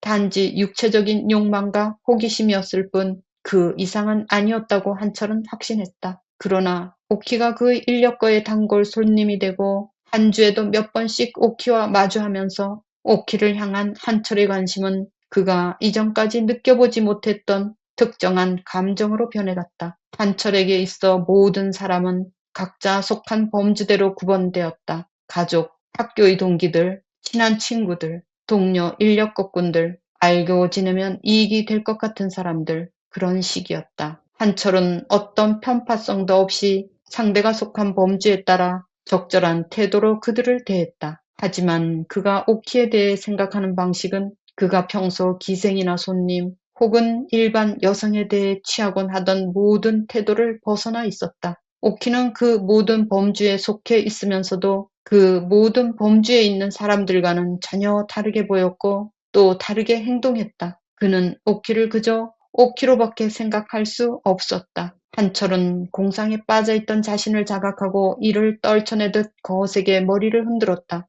오후 5시가 다 되어가고 있었다. 이제 집에 들러 점심 겸 저녁을 먹어야 했다. 초가집 마당에 인력거를 세우자 방에서 첫째 누이와 함께 삭바느질을 하던 어머니가 불이 나게 밖으로 뛰어나왔다. 둘째 누이는 빨래하러 개울가에 나간 모양이었다. 세 여자는 동네 일꾼들의 옷을 세탁하고 수선하며 푼돈을 벌고 있었는데 다 모아도 한철이 인력거를 몰아서 벌어오는 금액의 절반 정도밖에 되지 못했다. 뭐하고 있어? 얼른 오라버니 밥상 차려오지 않고. 한철의 어머니가 아직 열린 방문 안에 오독하니 앉아있던 누이를 향해 날카롭게 쏘아붙였다. 소녀는 이미 제 어머니에게 학대받는 일상이 익숙했지만 지금은 유독 겁에 질린 얼굴이었다. 아침 식사를 끝으로 보리가 한 톨도 남지 않았던 것이다. 집안의 장녀로서 먹을거리라곤 아예 없사티피 한 상황에서도 어떻게든 음식을 만들어내라는 압박 속에 지내왔지만 그로서도 무에서 유를 창조하는 기적을 행할 수는 없었다. 더 따가운 질책이 동생에게 쏟아지기 전에 한철이 끼어들었다. 어머니, 괜찮아요. 전 벌써 대포집에서 국밥 한 그릇 먹고 오는 길인걸요. 여기 이거 저녁값에 보태세요. 그는 이렇게 말하며 어머니에게 이원을 건네주었다. 주름이 자글자글한 어머니의 얼굴에 미소가 활짝 번졌다. 어이쿠 내 새끼 우리 장남이 최고다. 어머니가 집에 들어온 김에 잠시 쉬었다 가라고 붙잡았지만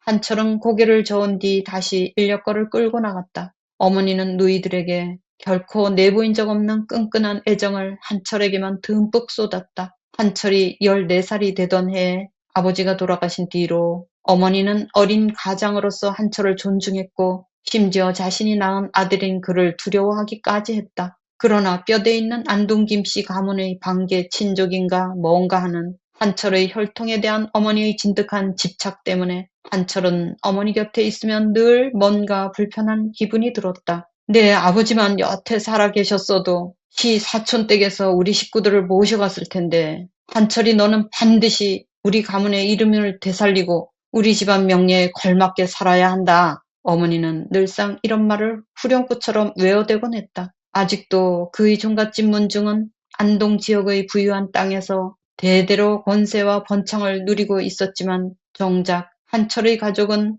할아버지 시절부터 본가와 연락을 끊은 채 떨어져 살던 터였다. 가세가 기운 지금 그들의 형편은 이웃 소작농들보다 사정이 나을 게 없었으나 가문의 명예를 잃지 않기 위한 형식적인 예의 범절을 엄격히 지키며 양반으로서의 긍지를 간직하고 있었다. 가족들은 언젠가 한철이 대학에 진학하여 훌륭한 직업을 가지고 출세하게 되었다면 그들 모두를 현재의 비참함으로부터 구원해 줄 것이라 기대했다. 태양은 여전히 건물들 위에서 빛났지만 화창한 봄 저녁이 그렇듯 하루 내내 쌓여있던 온기가 땅속으로부터 이제 올라오는 시원한 기운으로 서서히 대체되는 중이었다. 한철의 다음 손님은 둔궁 안경을 쓰고 말쑥하니 옷을 잘 차려입은 신사로 을지로에 새로 생긴 야구장까지 가는 내내 조용히 신문만 보고 있었다. 목적지에 도착한 한철이 인력거를 세우자 남자는 양손으로 펼쳐들고 있던 신문 너머 나른하게 시선을 던지고는 인력거에서 훌쩍 뛰어내려 양복의 주머니들을 뒤지다가 말했다. 아, 마침 딱 10점밖에 없는 걸 깜빡했네. 이거 미안하게 됐어, 젊은 친구. 한철이 뭐라 말하기도 전에 신사는 10전짜리 지폐를 얼른 건네고는 냅다 인파 속으로 사라져버렸다. 한철은 역겨움이 차오르는 것을 느끼며 손 안의 지폐를 꽉 구겨 쥐었다가 주머니에 쑤셔 넣었다. 인간들이란 그와 크게 다르지 않은 식으로 이리저리 다니는 동안 몇 시간이 흘러갔다. 밤 10시 30분이 되어 오키가 극장 옆문으로 빠져나왔을 때 한철은 언제나처럼 인력거를 세운 채 그를 기다리고 있었다. 오키의 모습이 제 눈안에 담기자마자 한철의 기분은 즉시 밝아졌다. 그의 새 연극이 올라간 첫 주였다. 오키는 한때 신분 높은 집안의 규수였지만 편찮으신 아버지와 중병을 앓는 오빠의 치료비를 마련하기 위해 기생이 된 주인공을 맡았다. 오늘 밤은 하늘색 치마 정장에 높은 구두를 신은 모습이었다. 정장과 비슷한 색조의 연푸른 실크 세틴 리본으로 장식한 중간 정도 크기의 챙이 달린 남색 모자가 그의 얼굴을 깊숙이 덮고 있었다. 두 손으로 핸드백 끈을 꼭 쥔 채 한철의 모습을 찾는 듯 이리저리 두리번거리는 오키의 모습은 이제 막 낯선 땅의 항구에 도착한 그의 연극 속 주인공의 모습과 거의 다를 바가 없었다. 오키의 발치에 물웅덩이처럼 고인 가로등의 찬란한 빛살이 황금빛 광채를 대쏘아 그를 따뜻한 빛 속에 일렁이게 했다. 한철은 그 사랑스러움에 경외함을 느낀 나머지 숨이 막힐 지경이었다. 오키가 자신에게 발휘하는 영향력을 애써 막아보기라도 하려는 듯 그는 짐짓 천천히 인력거를 끌어 오키에게 다가갔다. 오키를 도와 인력거에 태운 뒤 기계적으로 그의 집을 향해 출발할 때까지 오키는 내내 말이 없었다. 그는 한철과는 무관한 다른 생각에 깊이 잠겨 있는 듯 했고 묵묵히 달리면서도 한철은 그 점이 내심 신경 쓰였다. 이처럼 오키가 수심에 가득 찬 기색을 보이며 슬픈 분위기 속에 조용히 앉아있는 밤은 드문 편이었는데 그럴 때마다 한철은 무엇 때문에 저토록 슬퍼하는 건지 그리고 자신이 어떻게 해야 그의 기분이 더 나아질 수 있을지 간절한 마음으로 생각하는 스스로를 발견하곤 했다. 지난날 오키는 기갓길마다 연하와 함께 쾌활하고 시끌벅적한 사담을 나누곤 했다. 자기들이 쏟아내는 이야기가 인력거꾼의 귀에 그대로 들어가리라는 걸 잘 알면서도 그들은 자신들의 환심을 사기 위해 돈을 뿌려대는 부자 연인들에 대해 하나도 빠짐없이 시시콜콜하게 수다를 떨고 깔깔대며 웃음을 터뜨렸다. 하지만 연하가 다른 극장으로 소속사를 옮긴 이후 오키는 홀로 인력거를 타고 가는 동안 굳게 담은 입을 여는 적이 거의 없었고 그저 차분히 가라앉은 모습으로 나른한 재즈 음악에 흠뻑 젖은 가게들이나 서늘하고 하얀 달빛 아래 걷는 사람들을 바라보곤 했다. 대로에 들어서자 오키가 긴 침묵을 깨고 말을 건넸다. 한철 씨, 우리가 알고 지낸 지도 꽤 오래됐는데 한철 씨가 본인 얘기하는 걸 단 한 번도 들은 적이 없네. 한철은 문득 인력거를 멈추고 싶은 충동이 일었지만 그 마음을 애써 누르고 계속 앞으로 달려나갔다. 그러나 한철의 심장 고동이 점점 빨라지는 것은 그의 달리기와는 아무 관련이 없었다. 제 사는 얘기 중에 아쉽게 흥미로울 만한 게 있을지 모르겠네요. 한철이 돌아보지 않은 채 굵직한 청동빛 목소리로 말했다. 어떤 거라도 좋아. 뭐라도 듣고 싶은 걸. 지금 오키의 눈가에는 웃음이 가득 맺혀 있으리라고 한철은 상상했다. 예를 들자면 한철 씨는 몇 살인지 한철이 19살이라고 대답하자 오키는 한숨을 내쉬었다. 나보다 어리네. 난 벌써 20살이야. 아, 야간 학교는 아직 잘 다니고 있나? 네, 아씨. 한철 씨는 똑똑한 사람인 게 분명해. 나는 눈빛만 봐도 상대가 얼마나 총기 있는 사람인지 대번에 알거든. 오키가 자신을 똑똑한 남자라 생각한다는 것, 그리고 그가 자신의 눈빛을 자세히 살펴봤다는 것을 한꺼번에 받아들이라는 한철의 머리는 터질 것 같았다. 오키가 자신의 얼굴을 똑바로 바라본 적이 있었단 말인가? 그냥 다른 학우들을 겨우 따라가는 정도예요. 최선을 다하고 있죠. 한철은 겸손하게 말했지만 사실 야학에서 그를 가르치는 교사도 히로시마에서 공부하고 왔다는 기독교인 선생이었는데 한철의 명민함과 놀라우리만치 철두철미한 기억력을 여러 번이나 칭찬한 터였다. 어쩌면 겸손하기까지 만약 한철 씨가 야학이 아니라 전일제 학교에 다녔으면 이미 대학 입학 시험을 통과하고도 남았을 거야. 한철 역시 스스로 수백 번 넘게 했던 생각이었다. 종일 인력거를 끌어도 식구들 입에 간신히 풀칠할 생활비를 대고 나면 야학 등록금조차 거의 남지 않았다. 대학 학비는 고사하고 과연 언제쯤 입학시험을 칠 수 있을지조차 모를 일이었다. 25, 아니 26살이 될 즈음엔 대학생이 될 수 있을까? 그로서는 알 길이 없었다. 하지만 자신의 비참한 사정에 대해 털어놓는 대신 한철은 화제를 돌리려 했다. 오키아 씨도 영리하신데요. 그 말이 입 밖으로 튀어나오기 전까지는 한철 자신도 스스로 무슨 말을 해야 하는지 의식하지 못했는데 막상 그렇게 말을 하고 보니 그제야 자신이 늘 그런 생각을 해왔다는 깨달음이 들었다. 내가? 깜짝 놀란 듯한 목소리였다. 왜 그런 생각을 했어? 저도 상대의 눈빛만 보면 알 수 있거든요. 한철은 짐짓 농담처럼 대답한 뒤 문득 용기를 내어 오른쪽 어깨 너머로 고개를 돌리고는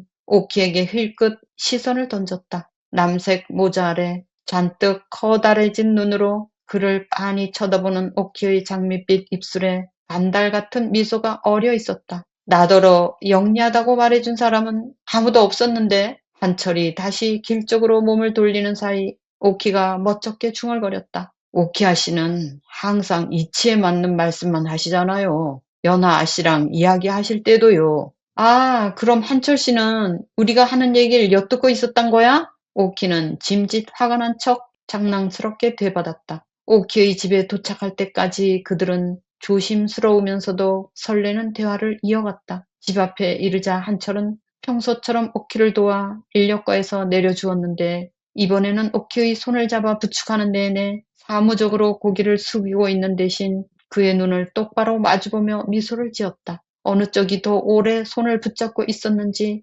정확히 말하기는 어렵지만 둘 다 서로의 손을 놓지 않으려던 순간이 있었다. 두 사람 모두 서로에게서 떨어지고 싶어 하지 않는다는 걸 알게 해준 그 짧은 시간은 터무니없이 비이성적이리만치 달콤했다. 그리고 마침내 그들의 손이 마지못해 떨어졌을 때 각자는 이미 서로의 손길을 간절히 그리워하고 있었다. 오키는 요금을 내느라 바삐 지갑을 뒤지며 혼란스러운 마음을 숨기려 했다. 이 정도면 남는 돈으로 책 몇 권 정도는 살 수 있을 거야. 그는 이렇게 말하며 접힌 지폐 몇 장을 한철의 손안에 밀어 넣었다. 아씨한테 돈 받고 싶지 않아요. 한철은 고개를 저었다. 여전히 대담하게 오키의 눈을 마주한 채였다. 오키는 문득 눈부신 흰 태양을 마주하기라도 한 양 시선을 돌려 한철의 오른쪽 귀 위쪽을 바라보았다. 평소 자신이 원한다면 어떤 남자라도 곧장 가질 수 있을 것처럼 굴던 이 사랑스러운 여자에게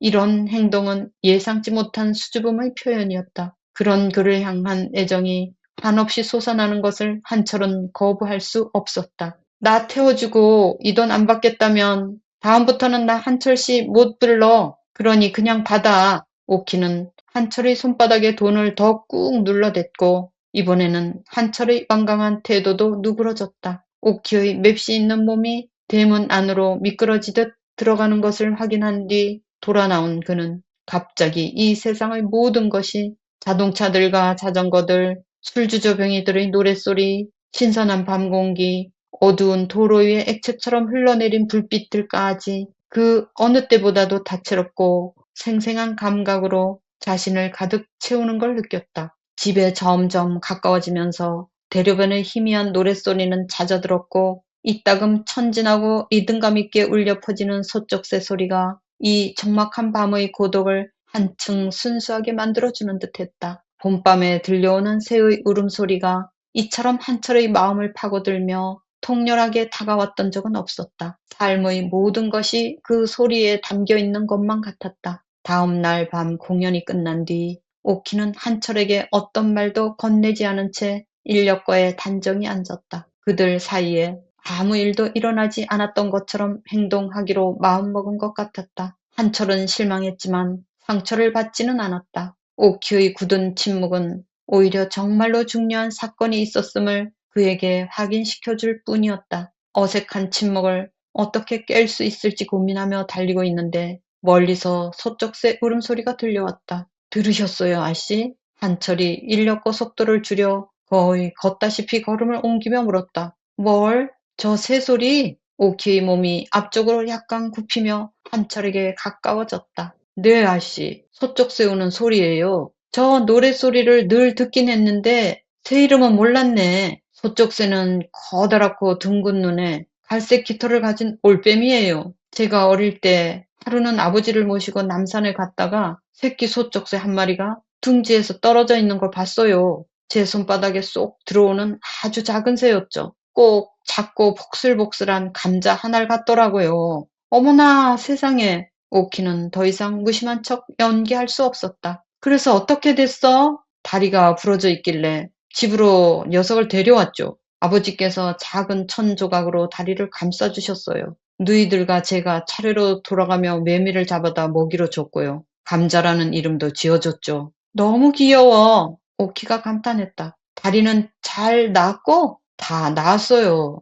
뒤뚱거리면서 제가 가는 곳이라면 어디든 졸졸 따라다녔지요. 그러다 지치면 제 어깨 위에 얹어달라고 울었어요. 제가 집을 비우면 대문 앞에서 몇 시간이나 울면서 저를 기다렸어요. 그러다 덩치가 점점 커지고 가을이 되었는데 우리가 아무리 어린애들이라 해도 더는 종일 이 소쩍새한테 줄 곤충만 찾아다닐 수는 없었어요. 결국 부모님께서 감자를 버리라고 하셨죠. 그래서 저는 처음 녀석을 발견했던 숲으로 감자를 데려갔어요. 처음에는 계속 울면서 저를 쫓아오더라고요. 결국 새를 잡아 근처 나무에 올려놓은 다음 작별 인사를 했죠. 정말 안 됐다. 만약에 그 상태로 나무에서 못 내려오고 굶어 죽었으면 어떡해? 당장이라도 눈물을 쏟을 듯한 목소리였다. 꽤 오랫동안 날개짓을 하더라고요. 결국엔 내려올 수 있었을 거예요. 한철이 말했다. 나중에서야 그는 소쩍새가 철새이고 가을엔 남해를 건너 이동해야 한다는 걸 알게 되었다.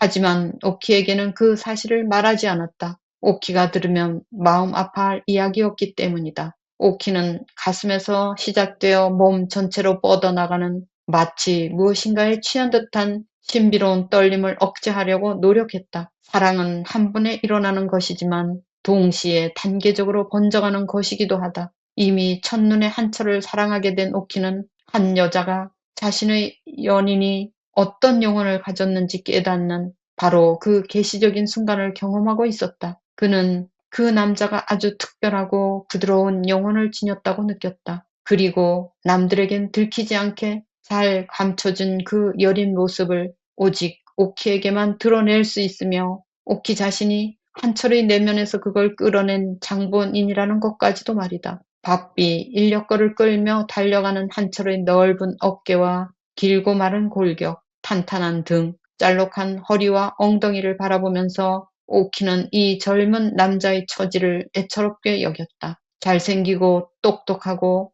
훌륭한 능력을 갖췄음에도 한철은 자신의 가족과 삶의 무게에 짓눌려 있었다. 전날 밤에 대화할 때도 그랬듯이 오키는 이 남자가 지고 있는 때 잃은 책임감을 조금 덜어줌으로써 그의 얼굴이 한결 편안해지고 밝아지는 걸 보고 싶었다. 커가면서 자연스럽게 책이나 셈이나 돈벌이에 관심을 쏟게 되는 사람들이 있듯이 오키는 늘 안타깝고 가엾은 이들을 사랑하는데 마음을 기울이곤 했다. 그 마음은 이미 눈앞에 있는 이 사람을 행복하게 만들어주고 싶다는 욕구로 다름질치고 있었다. 한철 씨, 많이 피곤하겠다. 오키가 말했다. 나 여기서 내릴래. 여기서요, 아씨?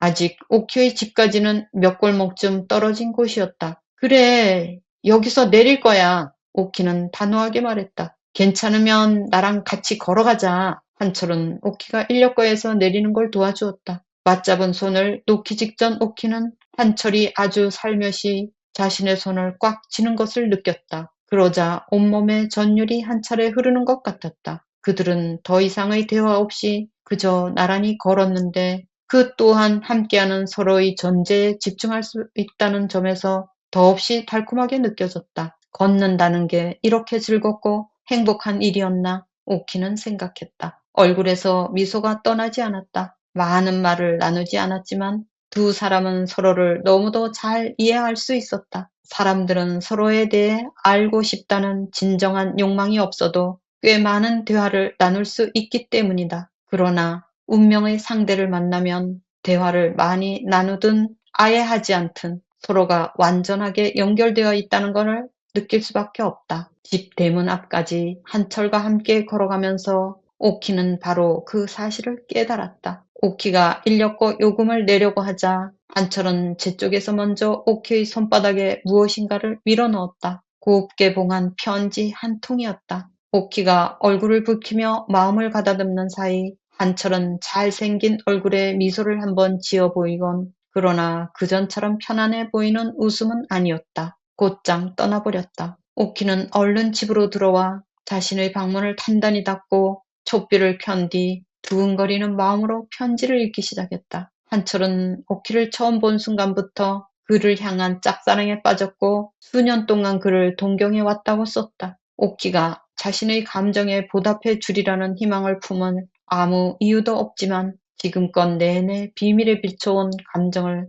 마침내 고백하니 오히려 행복하다고 했다. 자신이 오키에게 줄 수 있는 게 아무것도 없기에 오키가 부담을 느껴 다시는 자신을 보지 않겠다 한들 이해할 거라고 했다. 자신은 그저 오키가 매우 행복하기만을 바랄 뿐이라고. 왜냐하면 그게 오키가 마땅히 누려야 할 일이기 때문이라는 것이었다. 하지만 나도 그 사람에 대해 똑같이 느끼는 걸 내가 바라는 것 역시 한철 씨가 행복해지는 것뿐이야. 이불 속으로 몸을 웅크리며 오키는 혼자서 중얼거렸다. 한이와 고통이 동시에 덮쳐오는 기분이었다. 다음 날 밤 한철은 극장 밖 같은 자리에서 불안과 초조함에 떨며 기다렸다. 오키가 과연 다시 모습을 드러낼지 알 수 없었다. 몇 달 전 오키가 지나가는 말로 연화의 애인을 언급한 적이 있었다. 그 남자는 연하가 극장에서 퇴근할 때마다 자기 운전기사를 보내거나 아니면 직접 검은색 차를 몰고 와 연하를 집까지 태워다 준다고 했다. 오키도 원한다면 단박에 그런 애인을 찾지 못할 이유가 없었다. 오키를 정부로 삼거나 숨겨둔 첩으로 심지어 법적으로도 당당한 본처로 삼기를 원하는 부자 남자들이 몇 명이나 있을 게 틀림없었다. 인기 연극 춘향전의 주인공을 맡았던 오키의 명성은 이제 경성 전역에 퍼져 있었고 오키의 사진은 여러 신문과 잡지에 실리기도 했다. 그리고 아무리 오키가 한철을 마음에 들어하고 심지어 그에게 매력을 느꼈다 하더라도 한철 자신부터 누군가와 연애 비슷한 걸 시작할 수 있는 처지가 아니었다. 그의 형편에 어울리는 순진하고 성실한 소녀라도 안 될 말인데 하물며 오키 같은 인기 배우라니. 한철이 이런 생각에 잠겨있는 사이 연문이 열리고 오키가 극장에서 살짝 빠져나왔다. 멀리서 보아하니 그는 정신없이 한철만을 찾고 있는 것 같았다. 가로등이 오키의 왼쪽에서 빛을 비추어 그리 넓지 않지만 맵시 있는 그의 이마, 윤기나는 눈꺼풀의 가장 높이 솟아오른 부분과 콧날, 그의 왼쪽 강대뼈까지 온통 반짝이게 했고 얼굴의 오른쪽 측면에는 짙은 음영을 드리웠다. 그러다 마침내 한철을 발견하자 해가 떠오르기 직전 온 하늘에 분홍빛이 번지듯 오키의 얼굴에 환한 미소가 떠올랐다. 그는 그저 아름다울 뿐만 아니라 삶의 근본적인 의미를 가득 안고 찬란히 빛나고 있었다. 마치 형언할 수 없는 신비의 언어가 가득하던 밤새들의 노래소리처럼 한철은 줄곧 곱씹고 있던 내면의 질문들을 모두 잊었다. 그저 오키를 자신의 품에 끌어안고 싶다는 생각밖에 떠오르지 않았다. 15장에 오게 되면 1928년 이렇게 연도가 나옵니다. 그래서 오키가 또 연하와 더불어 20살이 되던 그 봄에 대한 얘기입니다. 그래서 이들은 이제 더 이상 소녀라고 할 수 없을 그런 숙녀로 접어들었고 또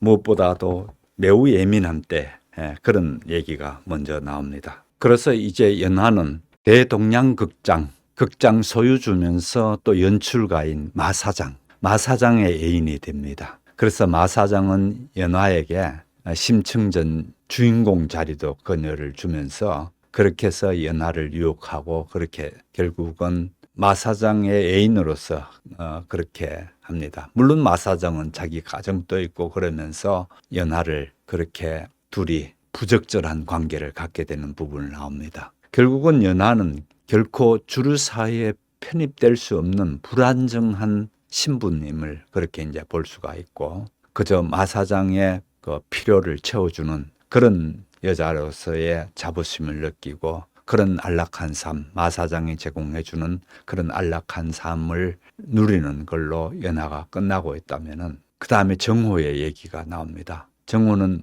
학교를 전혀 다닌 적이 없습니다. 한 번도 학교에 가본 적이 없는 정호는 자기 이름 하나도 쓸 줄 모르는 아이였는데 이제 명보를 만남으로 인해 가지고 명보에게 제자가 되는 그런 모습입니다. 무엇보다도 명보가 개인지도 하다시피 그렇게 글도 가르쳐주고 그러는 것인데 특히 명보는 정호에게 자기 이름 석자를 쓰는 것을 가르쳐주면서 이 얘기를 합니다. 자기 자신의 이름을 직접 쓴다는 것은 그냥 단순히 문명에서 벗어나는 행위가 아니고 역사의 주체성으로서 자기 자신의 정체성을 확립하는 거다. 그래서 자신의 이름을 걸고 쓰는 모든 글들은 정직하고 선한 믿음으로 쓰여져야 한다고 그 얘기를 합니다. 정호는 부자가 되기 위해서 또는 단순히 생존을 위해서 발버둥 치던 그런 고아에서 이제 차츰차츰 눈을 떠가는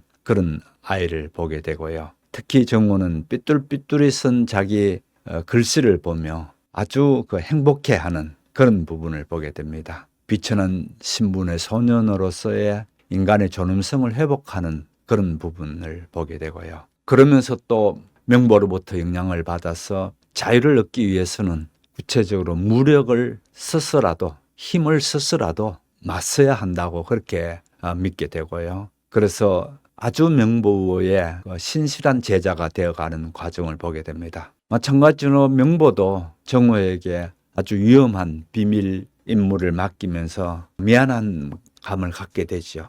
고아이면서 그렇게 저는 뭐랄까요, 바닥 사람으로 있는 아이에게 전쟁의 참혹함을 알면서도 그같이 아이에게 그 같은 임무를 맡기는 것에 대해서 명보는 지식인의 고뇌도 여전히 보여주고 있습니다. 자, 거기에 3.1운동과 간도 참변, 그 다음에 자유시 참변, 이렇게 해서 그 소설 내에 언급되는 부분이 있습니다. 우선 3.1운동은 명보의 평화주의적인 그런 노선의 한계를 절망했고요. 명보는 이제 무력투쟁 및 사회주의 노선을 강화시키고 있는 부분을 명보가 경험한 3.1운동이었다면 1920년에 있는 간도에서 있었던 만주 독립군 세력이 약화되면서 참변을 당하는 얘기입니다. 그래서 이제 간도에서 연해주로 세력 이동을 하게 되고 그 다음에 독립군 운동하는 사람들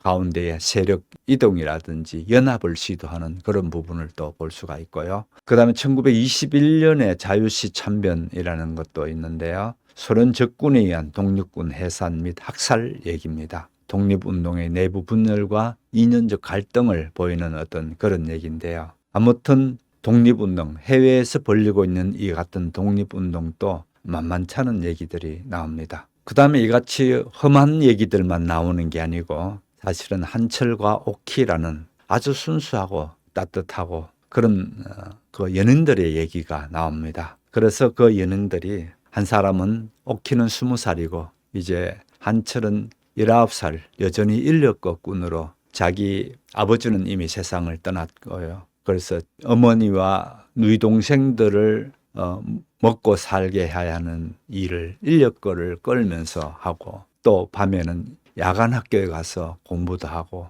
그렇게 하는 한철입니다. 그런 고단한 삶을 살고 있지만은 한철은 자기 그 안동 김씨의 가문, 그 가문의 명예를 회복시키고 그 다음에 생존의 문제를 해결하는 것, 이게 당면한 과제로서의 한철은 그렇게 살아가는 얘기가 나옵니다. 그러면서 소쩍새 얘기 나옵니다. 어릴 때 둥지에서 떨어진 소쩍새 새끼를 주워서 보니까 다리가 부러져 있었습니다. 그래서 한철은 집에 그걸 와서 다리를 천으로 묶어주고 그렇게 하면서 소쩍새를 이제 키우는 얘기가 나옵니다. 그래서 그 매미라든지 소쩍새가 먹을 거를 늘 먹여서 그렇게 해서 지극정성을 돌봐주는데 결국은 가을쯤 되면서 어쩔 수 없이 소쩍새를 숲에다가 돌려줘야 될 주웠던 그쪽 지역에 가서 숲으로 이제 돌려줍니다. 그렇게 소쩍새 얘기를 들으면서 오키가 매우 감동하면서 눈물까지 흘립니다. 그같이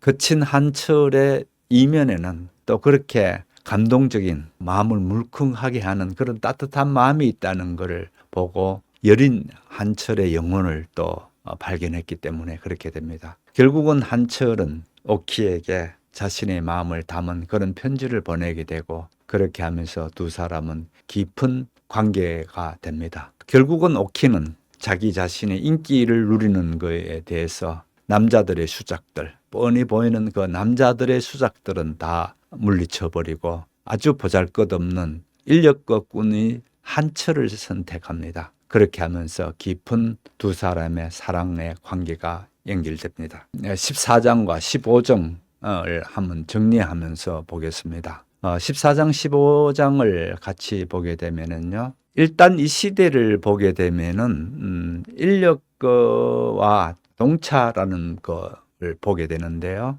당연히 이제 인력거를 주로 타기는 하는데 이미 자동차가 있었습니다. 그래서 마사장 같은 경우에 연화가 일 끝날 때쯤 되면은 자신이 직접 차를 운전해서 거기 기다렸다가 연화를 태워서 간다든지 또는 아닐 때에는 운전기사를 시켜서 연화를 그렇게 차로 운전하게 되는 거라면은 거기에 비해서 한철은 늘 인력거를 끄는 사람으로서 오키를 인력거에 끌고 그렇게 하는 그 부분을 보게 됩니다. 우선 오키는 손님과 기사로서의 한철을 만났지만은 거기에서 대화하고 교감을 갖는 부분에서 오키는 인력거에서 그 한철이 하는 자세와 한철이 보여주고 있던 그런 거에서 감동을 받습니다. 특히 한철의 눈빛에서 뭐가 다르더라. 이 얘기를 그렇게 해줍니다. 자, 여기에서 그 새끼 소쩍새에 대한 얘기가 나오는데,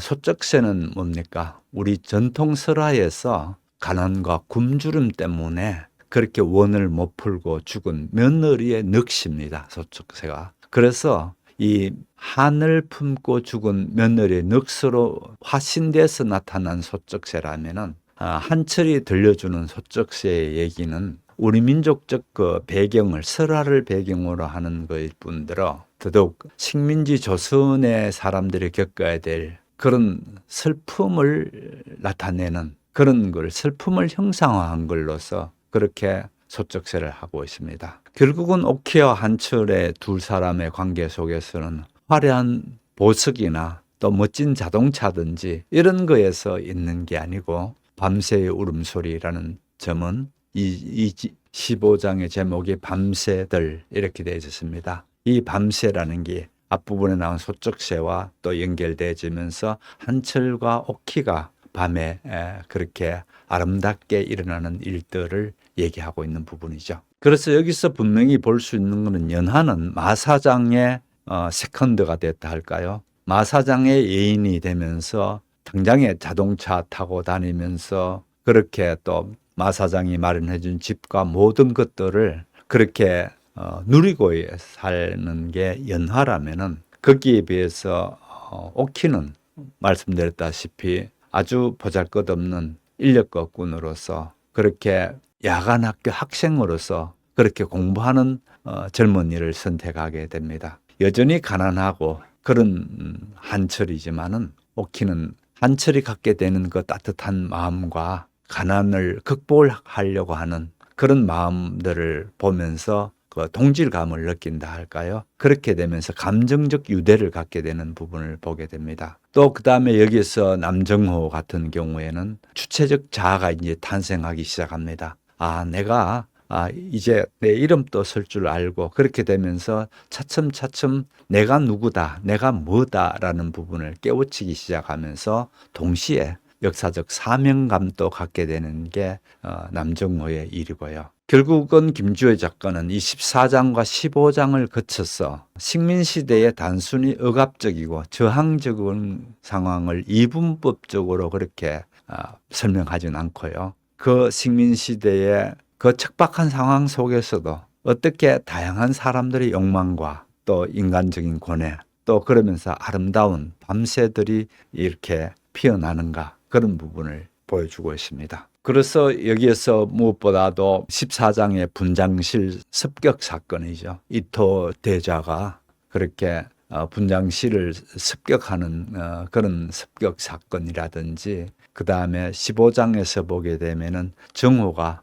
이명보로부터 교육받는 어떤 그런 부분이라든지, 또 한철이 그 다음에 옥희에게 고백하는 사랑 얘기라든지, 이런 것들을 통해서 이들은 각자의 위치 속에서 자기 위치 속에서 야수처럼 시대를 견뎌내고 있더라, 이런 부분입니다. 그러면서 연모와 우정, 그 다음에 훗날의 분단이라는 거대한 역사적 파고 속에서 이들은 또다시 만나게 되는 겁니다. 결국은 1920년대에 그 하늘은 하얗고 땅은 검었다는 식의 선명한 대비의 일제하의 비극성을 그렇게 보여준다면은, 또 한편으로는 인물들 가운데서는 특히 정호가 자신의 이름 석자를 쓸 줄 알면서 마침내 정호는 문명세계로 들어오게 되는 그런 과정을 그려 보여주고 있는 부분이 아주 백미라 할까요? 그렇게 볼 수가 있습니다. 그래서 결국은 14장, 15장은 우리 역사의 수레바퀴 아래서 인간의 존엄성을 잃지 않으려고 애쓰던 야수들의 모습을 보여주고 있고요. 옥희의 치열한 저항, 그 다음에 정호의 배움에 대한 열망, 그 다음에 한철이 갖게 되는 순수하고 수줍은 고백, 이런 것들이 시대의 어둠을 꿰뚫고 나오면서 생명의 빛을 점점 발해가는 그런 장이 14장, 15장이 아니었나, 이런 생각이 됩니다. 결국은 나중에 이 소설의 주제이면서 또 옥희가 또 분명히 읊조리는 부분입니다마는 삶은 견딜 만한 것이다 라는 깨달음이 나중에 나이든 오키가 얘기하는 부분입니다만 우리는 그 과정 속을 지금 이렇게 보고 있는 거죠. 자, 오늘은 본문이 너무 길어서 해설이 굉장히 짧았는데요. 그러나 여러분 본문을 잘 들어보시면서 가급적이면은 이 소설의 본문을 통해서 내가 그 소설을 익혀나가는 것, 그게 가장 바람직하거든요. 그래서 여러분이 알아들을 수 있는 만큼이라도 본문을 자세히 들어보시면은 이 소설은 정말 강력히 추천할 수 있는 그런 소설이니까 여러분께 크게 도움되리라고 여겨집니다. 늦은 시간까지 함께 해주신 여러분 감사드리고요. 오늘 이만큼으로 마치겠습니다. 대단히 감사합니다.